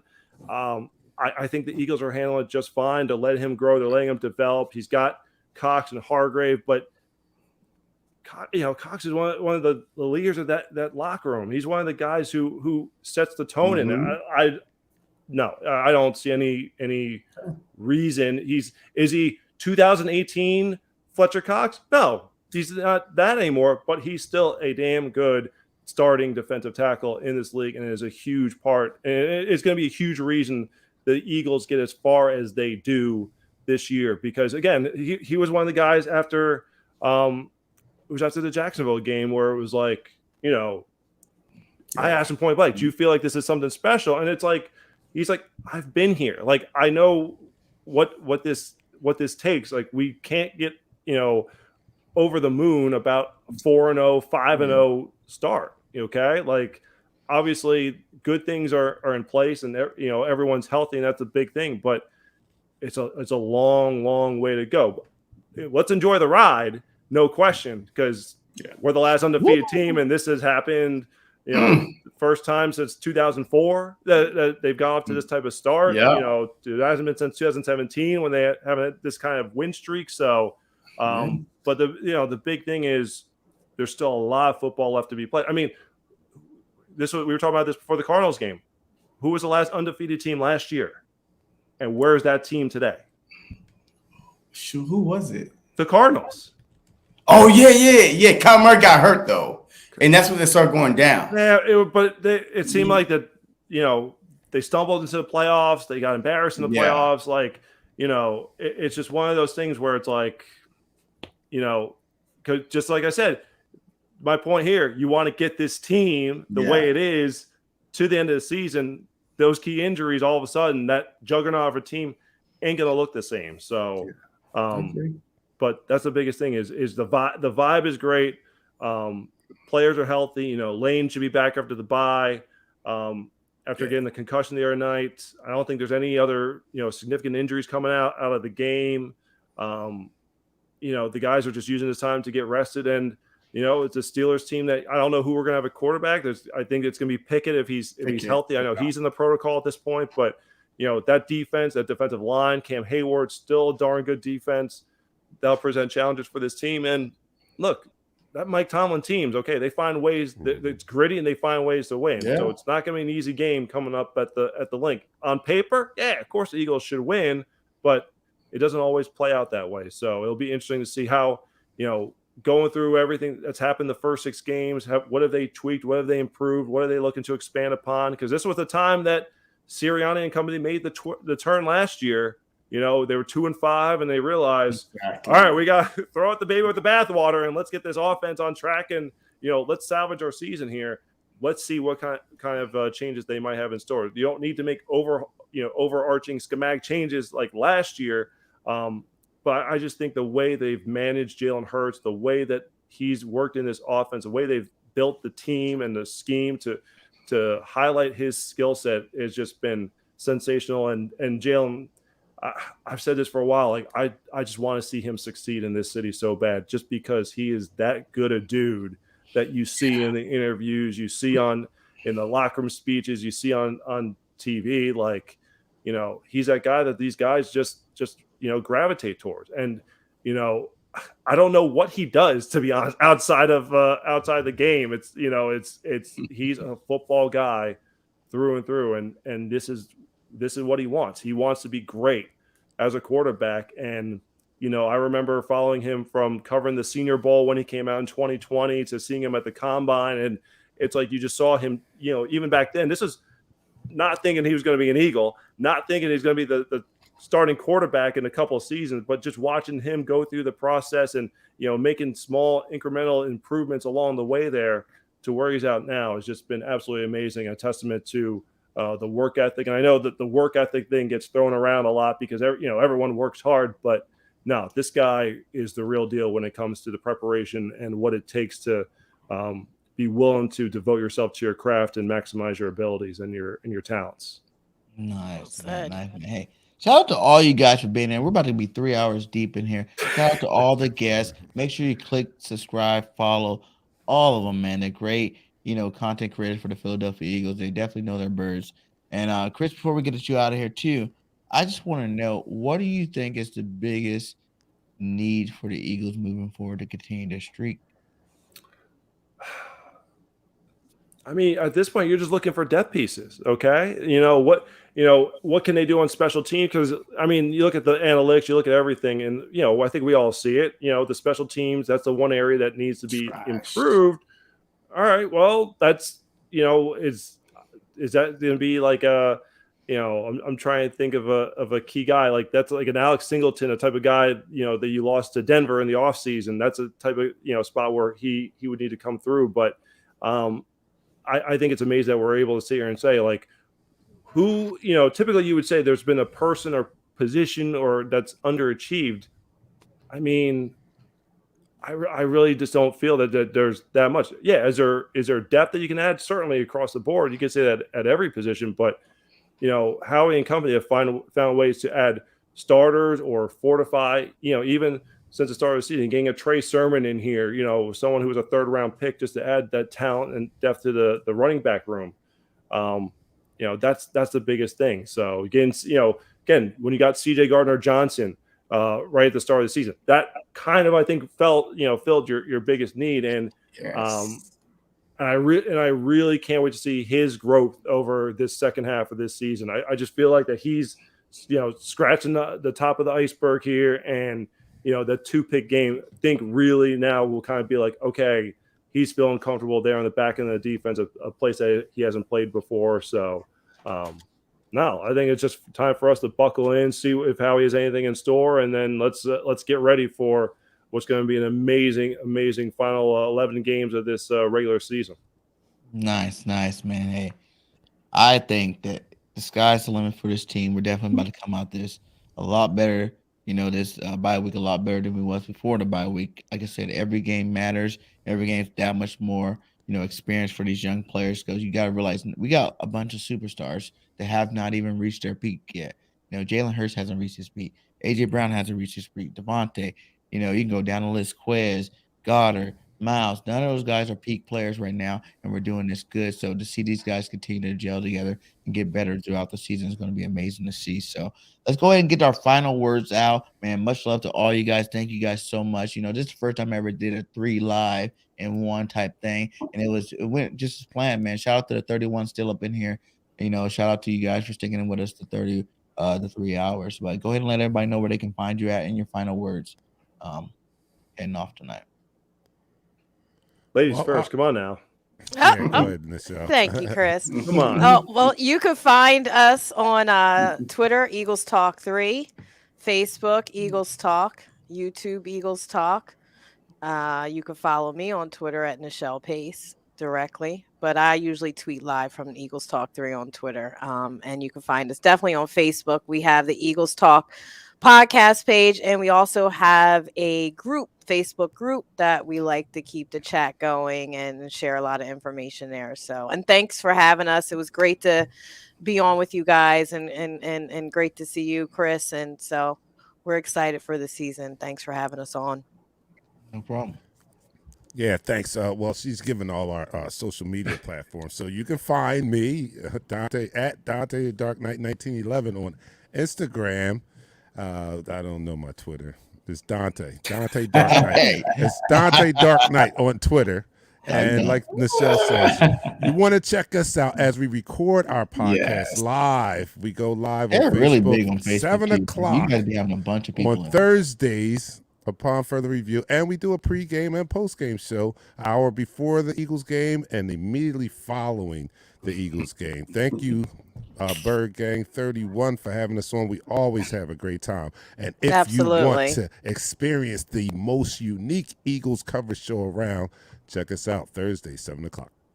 Oh, yeah. Look, man, I'm definitely going to check y'all out. I mean, look, I think we had some good chemistry going on. You know what I mean? Hey, we didn't agree on a lot of things, but you know what? Hey, it's okay. You know what I mean? It's okay. I would have to have someone on my show that agrees with everything that, Eagles do. Anyway, I definitely appreciate you, Dante and Nichelle.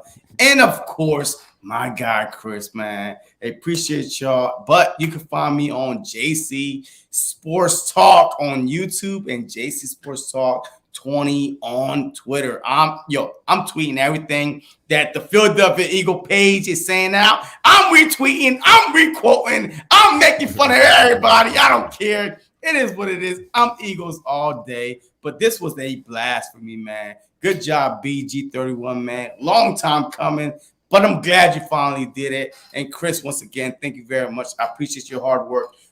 In front of the screen, behind the screen, it doesn't matter, my brother. Hey, you already know me, man. Hey, I appreciate all your hard work. Hey, BG, thanks for getting us all together. It's been a blast. Download the Eagles app. You already follow all the socials. I'm sure. Download that Eagles app. That'll be my plug to leave you all here. So All right, guys. Well, hey, great show. Thank you guys again. Much love to you guys. We're definitely going to need to do some more work this season. And like I always say, fly, Eagles, Birds. fly. Till next time, this is BG. We out. Go Birds. Peace. Peace.